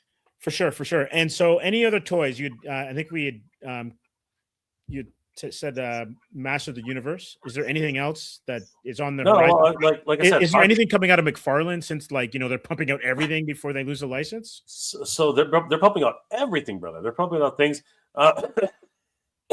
There was a rumor coming out days ago, proliferated by our good friend over at the Reluctant Adult podcast, that Conan O'Brien was getting an action figure, which he's not. It's actually a figure of Extender Man or something like that. I can't remember his name. So that was fun. But he is pumping out DC figures right to the last docket. So we're probably going to see McFarlane figures all the way till December, and probably into 2027 before the license actually switches over. So that's cool for McFarlane. Obviously, Marvel Legends continues to pump it out. Looking like when the Mandalorian movie comes out, I'm pretty sure there's going to be a host of different toys well before the movie gets released. So looking forward to that. Danny, what's like on the Dragon Ball scene, or the One Piece scene? I'm pretty sure there's a whole bunch of different. There's some Tamashii exclusives coming out. Well, they're set to release soon. They're like I forgot where they're from, but they're not your typical Saiyan figures. They're from I think the Token Battle online game or something. Oh yeah. Right. They're coming with two characters which are pretty cool. That are not Goku and Vegeta. So which is cool. So looking forward to those. There's even some third party. I don't know if I'm allowed to talk about third party stuff, but we don't have any a Devil May Cry figures, right? Wow. And so there's some third party companies coming out with some Devil May Cry figures. Well, not Devil May Cry figures. Right. I don't know. They're called Bro Toys, but they're really good. They do some really good work, and they're coming out with some like a not Dante and a not Nero and those kind of figures. So, but you know what, Danny, Storm Arena is killing it right now. Storm Arena is great. Yes, yeah, you're good point. Definitely looking forward to the Alpha line from them. Been collecting them so far. Saga just came out, so that's huge, right? Yeah. And then you know what, on the I mean, you have something coming. Omizi said at the top, her comment, you beheaded him. Yes. I have to heat up. I have to heat up the figure in order to get it on top because it's not malleable plastic, so it would rip I think it's beyond janky. Okay, yeah. But it looks good when it's standing. So we do have another. We have more cooking. Like that's just the first rendition. Yeah. Wait till you see the next one coming. Joy Toy is killing it right now too with their 1/18 scale. They're going to be releasing a whole host of different King of Fighters figures, as well as GI Joe figures. And that's the thing about one of the most exciting things about 2026 is that Hasbro and Mattel are both releasing licenses are for their most traditional brands that they've been holding on to for generations. Like GI Joe is actually getting figures in different formats. It's crazy. Like things are just moving forward, and that's and. If anybody remembers, Thundercats from Super 7, Silverhawks from Super 7, and now, to complete the final trio, Tiger Sharks have finally been announced. Yeah. Take me back. Have finally been announced for Super 7. So we are with the Rankin and Bass trifecta has finally come full circle. So we're going to see Tiger Sharks. And there's so many questions about Tiger Sharks because do you release them in 2-packs? Because there's a pre-transform, there's the human and the tiger shark transformation. So how does that work? Because they look completely different when they're humans and when they're tiger sharks, right? So it's a mystery right now how that's going to work. So we are on bated breath to see how Super 7 is going to pull this one off. So yeah, a lot of great legacy brands that are coming out. I mentioned earlier.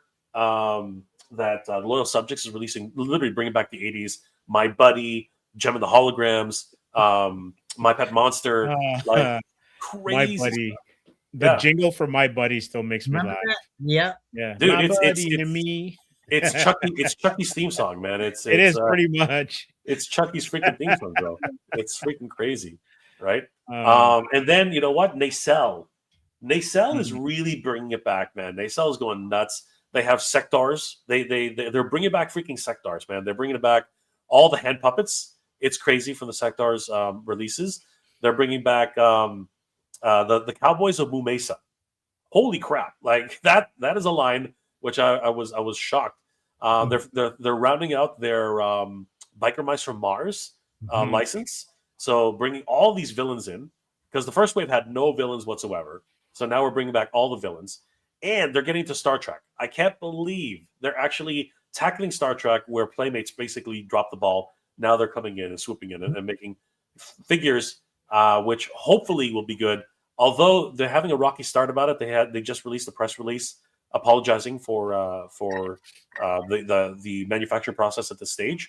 So it's going to be interesting to see how far along they get with the Paramount license on that and where it actually leads. Because I think we've seen some of them at SDCC. We did. We saw some really great ones, and they look good.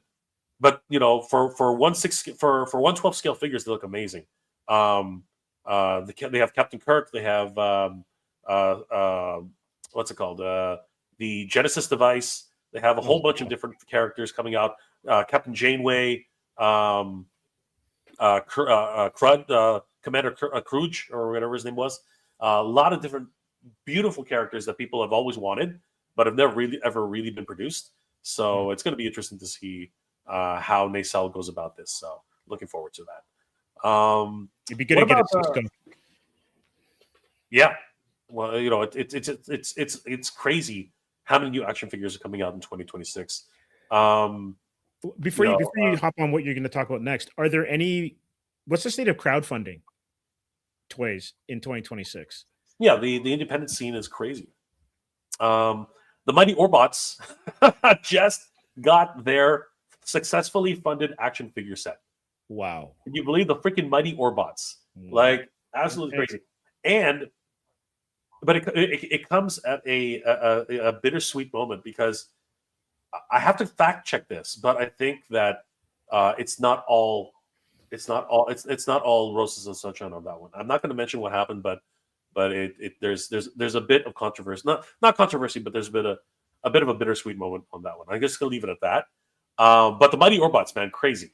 Like a really obscure cartoon from the 80s getting a freaking toy line in 2026. Insane. I don't know, Daddy, what I think you're looking forward to Odious? Oh yeah, I backed that one for sure. So I think hopefully, I don't know if it's this year. They should be out this year. Hopefully. No, I don't think so. I think no, another year. That's the deal with Kickstarters and action figures. It's quite the process, right? And you learn patience. So, but it's cool at the same time because you're anticipating it, right? And it's cool when you get those in your hands once they're ready to go. So we're going through that process soon too. I know you go through Kickstarters through your projects, but we have I think we're planning sooner than later, next few months, Kickstarter for El Dragoon. So. Oh, sweet. Yeah. Well, when that does happen, please come back on and tell us what it's all about. Oh yeah, 100%. We're going to be picking your brain, Steve. 100%. What's left of it? And there's just a whole bunch of different indie toys. Thundercats still has a Kickstarter for their role-playing game, which has blown it out of the water. They were asking for $2,000. They're upwards of almost close to $300,000 right now. What? It is insane. Yeah. If you want to look it up, Steve, it is the Thundercats role-playing game. It is insane. We just, like myself and my good friend JP of Thundercats Classics, we had an interview with Larry Kenny, the voice of Lion-O, the Lord of Thundercats, yesterday. It was a great interview. We had a great time, and he talked about his experience in voice acting, but at the same time being part of this Kickstarter. It was magical listening to his limericks and little stories. I asked him about being playing alongside Papa Huxtable, and he had some wonderful, fun little memories of that. So it was really cool. I'm gonna pull it up right now.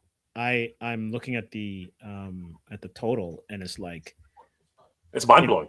Impressive. It's mind blowing. Yeah, quarter of $1,000,000, guys. They've raised on a $2,000 ask.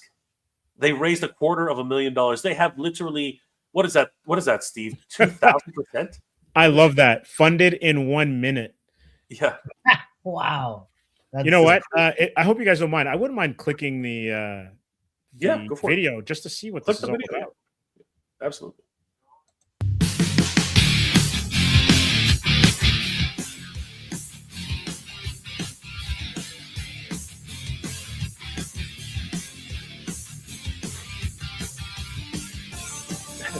So for anybody who doesn't know, it is based on, I believe it is compatible and based off of the D&D, what's it called?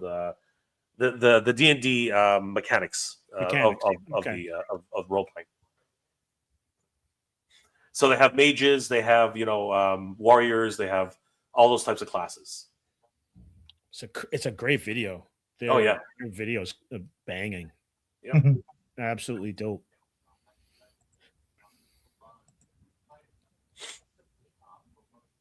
Interesting. Yeah, lots of rewards, and there's still 45 hours to go, guys. So if you are interested in backing this project, you have until, I believe, Friday evening to actually put in your pledge. So best of luck, and congratulations to these guys. Oh, and fun fact, actually, Steve, if you want to go to the end of the video, if you want to go right to the end, Lynn Vander, go back. No, too much. Back? Just go back to the logo. Yeah, click. So go a little bit further back. So Lynn Vander Studios, guys. talking about locals, Linvander Studios is in Guelph, Ontario. Oh wow. Yeah, they're a hop, skip, and a jump away from Hamilton. So yeah. So guys, Canadian Connection raising $250,000 in the span of 31 days. Freaking incredible. So congratulations to all the guys from Linvander Studios. I know Tommy myself. He's a really humble guy, and he's all about the role playing games. So congratulations to Tommy and his crew. These guys are killing it. Oh, that's great. Respect due though. If you keep scrolling down a bit, you can see the bundle for the Larry Ken. There it is. There's the Larry Kennedy bundle. This one I think is very, very popular. So if you guys want to pick that one, if you want to pick this one up, it's a really cool set. And I love it. Limited to 1,985 copies. Yeah, that's beautiful. Pretty cool. Well done. Adventure guide. And of course, it comes with many of the comics themselves. So Dynamite's going all out with this one. So it's a lot of fun. Character sheet pack. Oh, you get your own. You get your customized dice. Yep.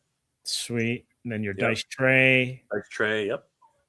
Still one of the best logos in all of pop culture. The graphic design on that was just freaking incredible.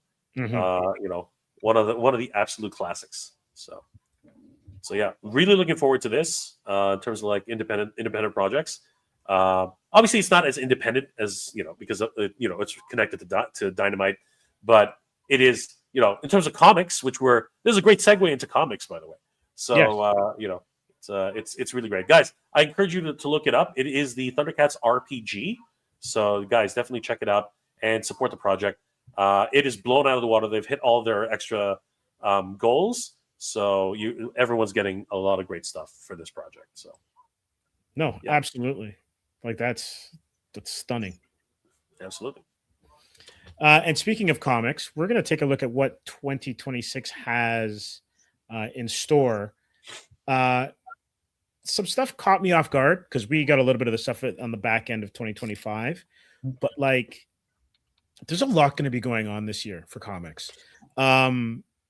Major crossover with Marvel and DC again, this time with, I guess, the granddaddy of the crossovers being rebooted, this time with Spider-Man and Superman teaming up again, with Marvel having their own version and DC doing the same thing as they've done with Batman and Deadpool and some of the other ones that they've had beforehand. But like Archie's getting a reboot. And it looks like they're getting updated. I haven't seen a lot of what's coming down, and it's not from Archie Comics. Is it Archie? So is it Archie proper, or is it like like Riverdale? Sure. Not sure. I think it's got a Riverdale-esque kind of feel to it, but it's drawn with traditional Archie look with that waffle hairstyle. Really? Oh yeah, we're gonna dig into it right now. There's a lot going on, and I've been late to the game, but what I'm going to be doing in 2026 is I'm going to be hopping on to the Transformers G.I. Joe crossover and it's looking pretty crazy. Fully diving into that one. Nice. So we're going to go to IGN and take a look at their most anticipated comics of 2026. They say 2026 is here, and the comic fans have whole year's worth of exciting new stories to look forward to. Marvel will be ushering a new era of the X-Men line and building to what looks to be one of the most consequential crossover events in years, Armageddon. DC will move forward from the DC KO crossover with a new wave of titles, even expand the fan favorite Absolute Universe. And everywhere in the industry, we've got our eyes on everything from Skybound's Energon Universe to the new Archie reboot. So we've got Ninja Turtles here, number 14. Let's take a look at the gallery that they've got going on. IDW's been putting out some bangers with the Ninja Turtles. Sure. Oh, yeah. And it's continuing again in 2026. Art's dynamic. For sure. Shadows of Tomorrow. So this actually debuts this month. And so that was Freddie Williams, right? for the TMNT. I think so. Yeah, Freddie E. Yeah. Williams. Yeah, and so that's a new creative team. So Gene Nguyen Yang and Freddie E. Williams, the second. They're helming the Great stuff. He always stuff, does incredible work on that. So most definitely. Most definitely. And so for the X-Men franchises right now, 2025, the conclusion of the line-wide crossover called Age of Revelation. And then it says, expect plenty of the new titles and the fresh starting points for continuing books like Wolverine X-Men and Uncanny X-Men. We're especially intrigued by Eve L. Ewing and Tiago Paulman's X-Men United, which seemingly deals with Emma Frost creating a psychic haven for mutant kind to replace the real one they lost with Krakoa. So X-Men's always up for reinvention. It seems like they're like Spock, but like they do it every 7 months as opposed to every 7 years. He does his bolting.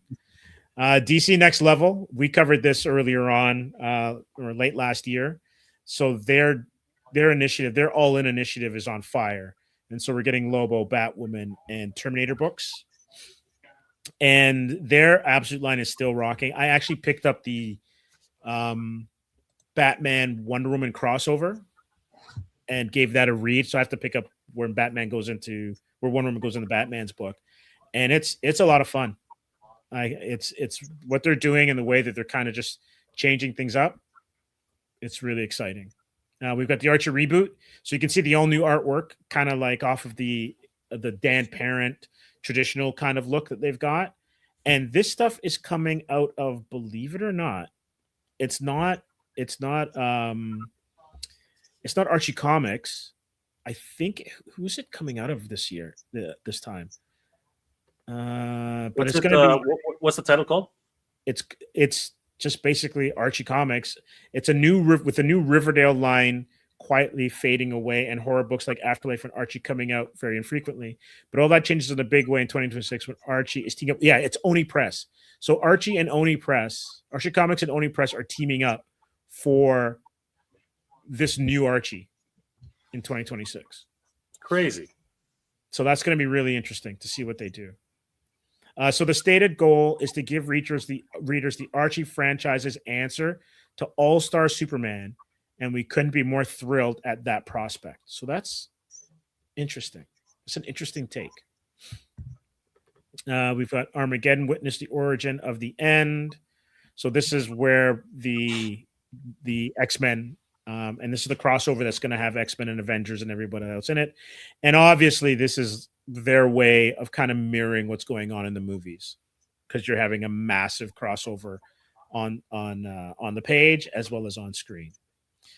So we don't know what the deal about Armageddon is yet, other than it's just being spearheaded by Captain America writer Chip Zdarsky, and it's said to shake up the Avengers franchise in a way we haven't seen since 2004 Avengers Disassembled. And that led into No More Mutants and everything as well too. So they're looking to reshape everything for Marvel, and Marvel could use a boost with the Ultimate line shutting down. I would have to say that DC's kind of they're on point a little bit more than Marvel is right now. So it'll be interesting to see what happens. This Absolute Universe is killing it, man. Mm-hmm. Definitely. Oh my god! Like that Wonder Woman is what the hell? Oh yeah, yeah. And I think this is Cho. This is She's Frank on a Cho whole another level. Oh yeah, they're just having fun with it, man. They're absolutely having fun with it. So they're going along. Danny, we're getting Vertigo. Vertigo's back as well too this year. That's great. Danny, if there's one book you got to read, it's definitely got to be all the Absolute Batman. Like that is just crazy. Yeah, Danny, it's so much mayhem. You'd love it. Perfect. My favorite out of all of them, I've said this all last year, was Absolute Wonder Woman. Because basically, again, like I love Greek mythology and all that stuff, they lean heavily into it, but she's almost like a barbarian and Thor put together. She's OP, man. She's way too overpowered. She is so cool. Oh, nice. Batman tries to challenge her, and it's just like, this is not going to go well. This is going to be bad. Yeah, so it was a lot of fun. Their crossover in her book was a lot of fun, and their dynamic is it's a good read. That's all I'll say. I check it out. Yeah, check it out, brother. It's crazy. Negative Burn. Negative Burn. I'm not familiar with what Negative Burn is.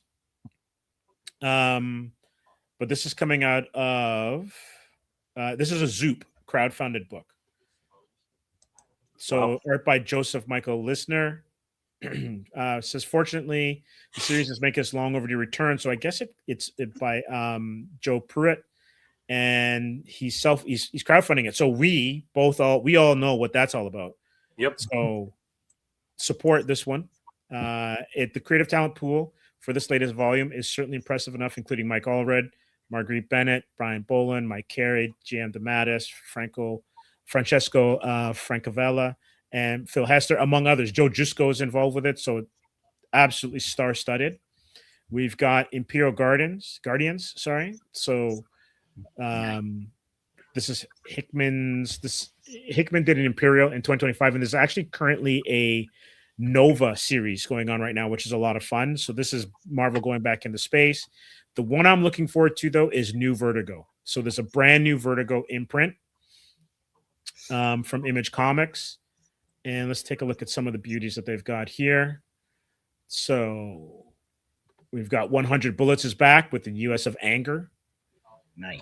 We've got A Walking Shadow, Black Tower, The Raven Conspiracy, Bleeding Hearts, End of Life. And we covered some of these books in past streams as well, too. Necretaceous, The Crying Doll, and The Nice House by the Sea, which follows Nice House by the Lake, and then Brutal Dark as well, too. So they've got some great books coming out, and it's kind of nice to see that they're going back to that. They struck me as like the HBO of comics, where you're getting stuff that you could get on the big screen or the small screen. Just these really nice, tight, kind of contained stories, more of a real world feel. And then the Energon Universe crossover. This is for me. This is what I have to catch up on. Nice. But this looks great. This is a great cover. That's my jam. Yep, Skybound's bringing it, man. So Skybound's Energon Universe line has been a major hit over the past couple of years for many of the same reasons as DC's Absolute Universe and Marvel's Ultimate Universe. It offers a clean, accessible gateway into the shared world of G.I. Joe and Transformers. We're eager to see where the line takes us in 2026, especially as all signs point to even more interconnectivity between the various titles. For example, in March, G.I. Joe 20 teases the very first meeting between Duke and Optimus Prime. Wow. That's crazy. Yeah. So the two alphas meet head to head. March is going to be fun. Yeah, sounds like it. It's going to be crazy. And then the Ultimate line comes to an end. So I really enjoyed the Ultimate line, and it's unfortunate that it's going away. But let's see how they handle it. Nice. All good. A lot of great things coming in 2026, though. Wow, that's freaking crazy.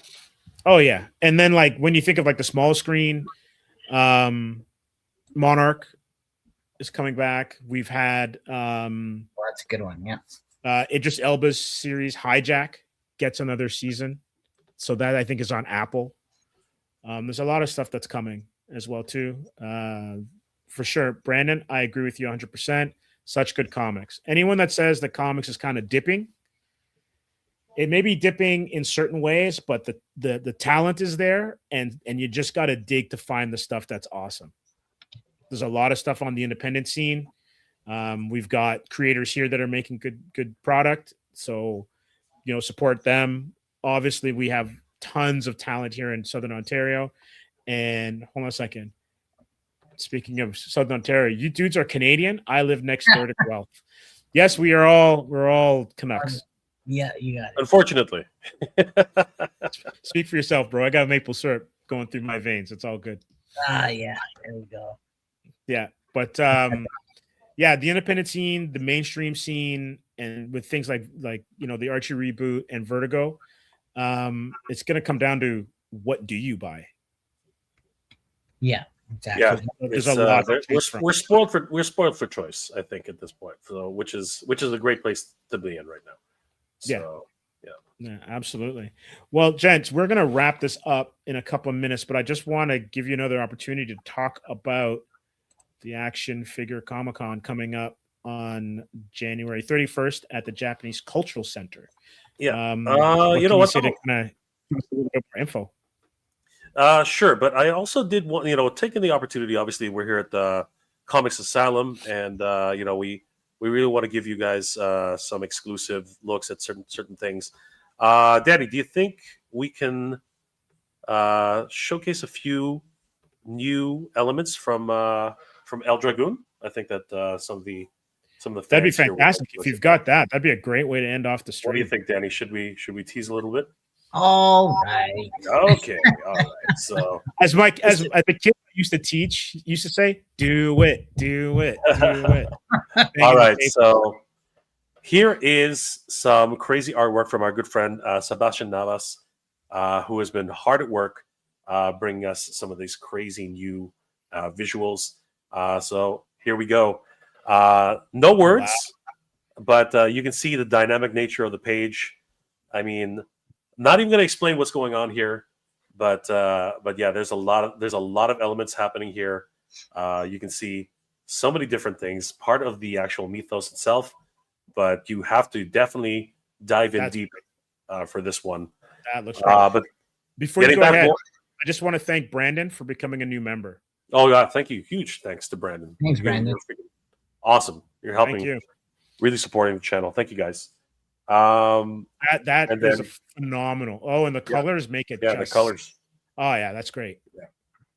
So, trying to bring it all together, right? It's going to be a great story. We hope you guys will enjoy it. And then something a little bit more traditional. We'll see some actual moments here from the book. I'm not going to get too far into it, but it's going to be a lot of fun. And again, look, this is a page. This is a real page. This is crazy. Mm-hmm. Look at all the pieces coming together, and just like, I love the perspective. You know what I mean? Yeah, these are great pencils and inks, and the colorist is going to have a great time. Yeah, what a dive! It's going to be crazy. We cook it, man. Yeah. The colors are just so dynamic. We're really excited about how the book is coming along, and we'll have some more information about the Kickstarter coming soon. So, guys, we do hope that you guys support us with this brand new endeavor. This, of course, is the brainchild of our good friend Danny Green. Danny, tell us a little bit about how you came up with the character of El Dragoon. That's a good question.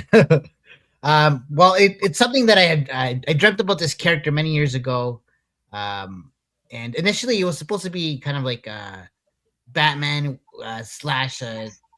dragon kind of inspired type character, a crime fighter with dragonish type powers and that kind of thing. And at that time, I was actually attending a wrestling a gym called Battle Arts. I was there actually for boxing, but it's a big wrestling gym as well. And so every time I was there training, you would see all these wrestling guys doing their thing. And that, we all grew up watching WWE or WWF, right? So definitely a lot of inspiration in this book from that. But this is just a mashup of all the things we kind of grew up with. I think I say it's kind of like a mash between lucha wrestling, WWE, Street Fighter, and then maybe some Dragon Ball. So as the story progresses, you kind of learn a little bit of that. But as you can see here, there's a match going on, obviously. But I wanted to bring something up. Actually, at the event, we have a good friend, local super Hannah. She's a amazing cosplayer, but she's actually going to be cosplaying one of these characters at the event. Yeah, so I met her at WrestleFest, and she actually won the cosplay contest, the wrestling cosplay contest there. And she came by our booth, and we chatted about the project we're working on. And she got super inspired, and she was like, you know what, man, if you guys are going to be doing something with this, I want to help out and be a part of that. So then the AFCC came up, and we're like, wow, it'd be a great place to debut it and kind of show off some of the characters live.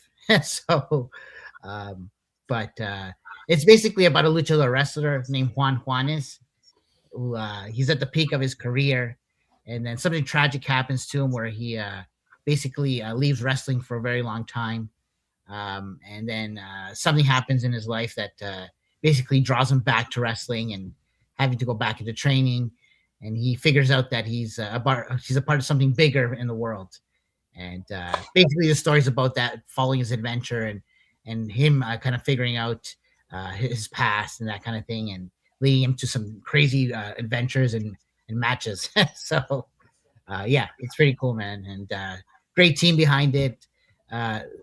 Sebastian Nevas, the artist behind here. Damien is also doing the colors, and then we have Gilly Reich's Comics, which has been helping us with some of the script writing. And so collectively, we're kind of like Voltron right now, and and we're putting out a cool product. And we have a cool little fan base as well in the U.S. From doing some of the events there, and so we're going to be out there as well promoting it, and as well as AFCC. And yeah, man, it's just it's been a wild ride, right? And big, huge learning process. You know what it takes to make books and toys, and yeah, it's just been a lot of fun and a great ride. And this is just the beginning. So you know, we're looking to take the story as far as we can, maybe into animation, Hollywood. Who knows, right? Why not? Why not, right? The cool thing is actually we got approached by some toy manufacturers and toy companies regarding our IP here. So yeah, man. So they're super interested in working with us, and so all I can say is stay tuned. You know, we got some cool things coming. So yeah, so and of course, thanks again, Steve, for letting us come on to Comics Asylum and talk a little bit about Action Figure Comic Con. Guys, Action Figure Comic Con will be happening on January 31st, 2026 at the Japanese Canadian Culture Center, 6 Saturday in Toronto, Ontario. It's going to be great. We got a lot of wonderful guests coming, cosplayers, local cosplayers who are wonderfully talented and, again, have worked really hard to prepare for the show. Many of them are listed here on the Action Figure Comic Con page. Local super, lovely Miss Whitney, lovely Miss Whitney, Omizi, who's actually in the chat. Huge shout out to Omizi. She's been a huge supporter of the event, always shouting us out and giving us wonderful props. So massive shout out to her. Super Malbert, Pink Ranger, Jerry Debris. I can't even pronounce half of these names. The 13th Geek. You know, a lot of great, wonderful cosplayers. The Kitty and Angel cosplay. Amanda 93 Wonder Woman. She's coming in from Montreal to come be a part of the event. So crazy. Love that. Thank you to her great. for doing that. Right. Toronto Vader, you know, very costs, Midnight Sleep, Bunny Bombshell. Again, incredible, talented people. Big Jack Films, good friend of mine. He's going to be coming, and of course, he's going to have his traditional cosplay LARP battle. It's going to be fun. Hopefully, there's going to be enough room in the parking lot. We'll see what happens. Tony Stark impersonator. You know, again, I could keep going forever. These people are just absolutely talented and wonderful ambassadors for the event. They're going to be all participating in the cosplay walk-off, and we probably will have a masquerade at the end of the show as well, giving away some great prizes. So it's going to be a lot of fun. Please, guys, definitely head over to Action Figure Comic Con. Check out all of these guys. Click on their profiles. Each of these linked up to their Instagram pages. Definitely give them all a like and a follow, and tell them that the Action Figure Comic Con and the Titans Talking Toys sent you. Rody Media is going to be there doing some wonderful cosplay photography. So we're going to have a whole area set up for them. It's going to be a lot of fun. So if you want to get your picture taken, and of course we want to thank the Toronto Game Expo for their support. So guys, definitely check them out as well. And of course, we do want to thank our sponsors for the event, specifically Titan Toys. So, Steve, you asked about what our most anticipated figures were. I think that definitely the Hush line from Gong Studios is going to be on the top of many people's lists.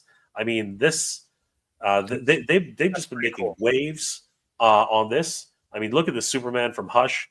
He looks crazy. Yeah. The soft goods, the all the additional accessories. Obviously, we see Poison Ivy taking over Superman's consciousness there. But you see the underlay body on top of the suit, just so crazy. The head sculpt is just like on point. Everything about this character is just. I will argue that's the best hair of any Superman sculpt ever. Look at that. It's got the little curl. It's got the little curls, man. It's got body. It's got the curl. Oh yeah. It's got everything you've ever wanted. Gong Studios is really killing it for their overall line. I mean, they first came on the scene with Kingdom Come, Superman, and Shazam, and they've just continued to make waves. And this one's available for pre-order right now on TitanToys.com for only $125 USD, $31.25 USD plan for only 4 payments. But then we got tons of other things on TitanToys.com. The 85th anniversary. Holy crap! 85 years of freaking Wolverine. Can you believe that? No. Maybe Marvel. It's Marvel, yeah. It's Marvel. But I mean, like 85 years of Marvel. And yeah, man, like he's looking pretty square on that head. That's actually pretty cool. Yeah. Yeah, he's definitely got the new body. The proportions that's him. That is definitely Wolverine. Very stocky, right? And very traditional in terms of his overall look. Available for pre-order on TitanToys.com, only $34 USD. And then we, of course, have the amazing Yamaguchi Revotech. If you want ultimate posability, Steve, this is the ultimate posability for any action figure. These guys go above and beyond for their dynamic poses for action figures, and this really shows it. The symbiote Spider-Man. I mean, look at that pose. That's just ridiculous. Even what's it called? The Maximum Spider for Marvel Legends just cannot compete with this level of dynamic pose. I mean, look at that. That's just insane. That's right out of the comics. Yeah, they've gotten a lot better with hiding their articulation points. So, and then they could just come with a host of accessories. The symbiote scream, right? The actual webs, and of course all those whip hands and different hands. But yeah, the dynamic nature of this character. Look at that, just absolutely insane. So yeah, like we got tons and tons of new figures coming out all the time, and they're all available at TitanToys.com. And talking about Transformers, I mean, MPG 20, the new Masterpiece line. This is just getting freaking nuts. A true Hot Rod, Rodimus Prime, but this was Hot Rod actually. And a lot of people have been waiting for a true Masterpiece edition of Hot Rod, and this one's looking pretty sick. Literally, like he jumped off of the cartoon screen, and just in time for the G.I. Joe crossover. So it's going to be a lot of fun. This guy looks nuts. My brother, if he sees, I can't show this to my brother. If he sees it, he's going to freaking spend all his money. It's going to be crazy. And then even Batman Returns. Like, I love the way Batman Returns has always been given the bad rap, but everybody loves it. People just don't want to admit that they love it, but they love it. So this was from Beast Kingdom, another Chinese brand. But I mean, they're just looking freaking badass right now. Everything's just going crazy. I think this is 1/6 scale. Is that right, Danny? This one is a 1/6, I believe. Yeah, this is 1/6. So pretty big, not bad, and definitely will fit into your collection nicely. And everything. Nice. Oh yeah, comes with a stand and one of the rocket penguins. The penguin is amazing. Yeah, the little rocket penguin. You gotta love it. That's a nice touch. Absolutely. And then of course from Mondo, Chitara. Oh wow, the 1/6 scale limited edition. She's looking crazy. All you Thundercats fans out there, and this is a limited edition, so once she sells out, she is not coming back. So you guys definitely gotta get she's got the Speed Force going. You know what I mean? Like this is the Chitara. Obviously inspired by Dynamite Comics as well as the cartoon. But yeah, definitely looking forward to this. Comes with a burble. Actually comes with a freaking burble. So definitely looking forward to all these wonderful new toys. Guys, definitely check out titanstoys.com for all your action figure needs. They are the exclusive distributor of Mask here in Canada, so you don't want to miss out on being able to get your brand new Mask vehicles from 2026. Icon Heroes Jujitsu as well, and of course Pokemon. Lots of different card games. I can't believe how card games have just exploded. They've exploded, man. Dude, it's nuts. It's absolutely crazy. There's also a giveaway. Yes, we do actually have a giveaway on Action Figure Comic-Con. Guys, get in on this giveaway right now. Just head over to the front page of Action Figure Comic-Con. Scroll down to the bottom where it says, to the section where it says Mask. And you just have to click on your entry here and fill out the information. And once all your information is filled out, you'll be entered for a draw for the Mask vehicles. Best of luck to everybody. It's going to be a lot of fun. And it's going to be a huge prize pack. So, guys, if you were ever into Mask, now's the time to go pick up an entry, because you could walk away with an amazing set of action figures from Mask, courtesy of Titan Toys and Action Figure Comic-Con 2026. So one more time, guys, just as we're logging off, January 31st, 2026 at the Japanese Canadian Cultural Center. Huge shout out once again to our sponsor, Titan Toys, for sponsoring the event. And, of course, our other sponsors, really quickly. We also have the King of Print, who's pretty much been literally killing it for everything print related, for all of our print needs, flyers, posters, banners. They've done it all for us. Huge shout out to the King of Print. Toy photo galleries, thanks to them. Yes, the full photo gallery is being produced by them. Guys, please follow them on Instagram. And they also have multiple toy shows that they produce as well. The Awesome Toy Show, as well as the WrestleFest. So, guys, definitely follow them. You guys won't regret it. And, of course, if you need anything print-related, definitely visit them. Waterland is going to keep us hydrated all weekend, Danny. Looks like you may need some of that. I need some right now. Yeah, I could use some water right now. Reverse osmosis.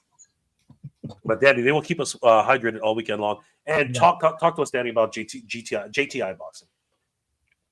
So they're also a sponsor. We're calling they're like self-defense combat sponsor, and it's a gym I actually attend, but they're huge into pop culture, and they want to come on and support.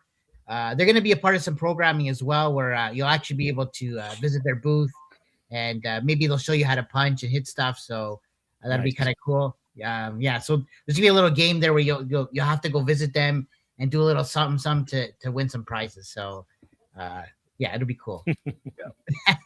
Huge shout out to all of our sponsors, and guys, don't forget the Action Figure Comic-Con is happening January 31st, 2026 at the Japanese Canadian Culture Center. We want to thank Comix Asylum for giving us this opportunity to talk a little bit about the show.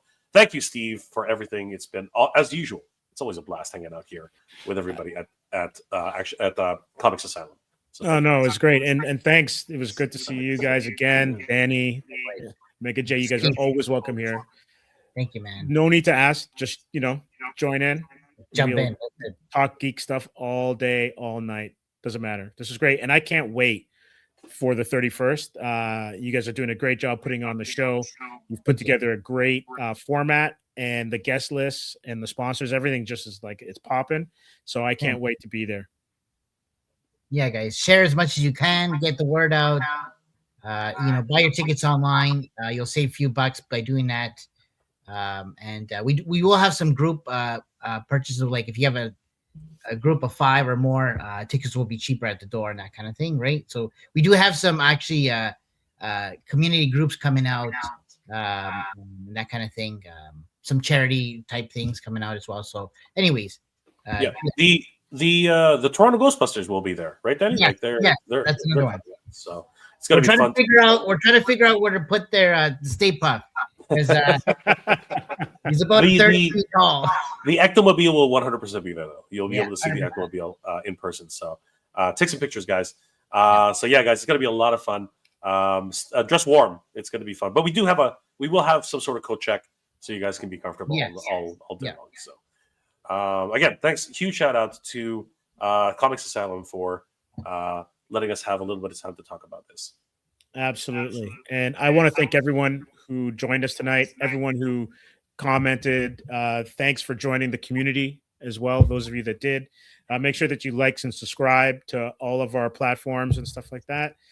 We really appreciate your support. And if you're in the area or even in the nearby area, we'd love to see you in a couple of weeks at the Japanese Cultural Center. It's going to be a lot of fun. An amazing kind of celebration of love of action figures, the love of geek culture, and the things that, bring us a little bit of joy in this world, for sure. It's going to be a big party for pop culture. It's going to be so much fun. Yeah. Looking forward to seeing you guys. Absolutely. So what do you have on your channel, Meg J? What do you have coming up next? Guys, as always, thank you guys for coming to Comics Asylum. Guys, Comics Asylum is the place to learn more about movies, television, and of course, comic books and action figures. Subscribe to Comics Asylum, and of course, follow us on all of our social medias. Myself, of course, you can follow me on Mega J Retro, and coming up, a lot of Master Universe news as well as Thundercats, and of course, all action figures, along with my good friend Danny Green over at Titans Talking Toys. So we hope to see you guys there, and thank you guys for all your support. And Danny, what do you got coming up? AFCC. All right. That's it, man. We've been working hard on it. I'm not getting any sleep. I look like a raccoon right now because just trying to plan things, and we want to make sure everyone enjoys the show, and we're just trying our best to accommodate everybody, and just working hard to get a good show going. All right, excellent. And for those of you who follow Comics Asylum and are members of the channel, or follow us on socials, we're back tomorrow with Decepticon as well as J-Man77. We're going to dig into the sticky kind of topic of creators in comic books.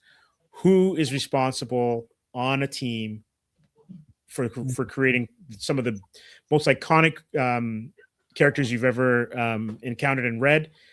And where does it stop? Is it the editor? Is it the writer? Is it the artist? Is it a combination? There have been some murky stories, and we're going to dive into some of those on Thursday, same time that we started here at 7 tonight. So everyone, take care. Really appreciate you spending the evening with us, and make sure that you support Danny and Mega J at the end of January. All right. And support Comics Asylum, guys. Atrium is still going. New graphic novel coming out, so definitely give them a huge support. And you might actually see it at Action Figure Comic Con 2026. You might. You just might. All right. Good night, everybody. Good night, man. Thanks, Steve.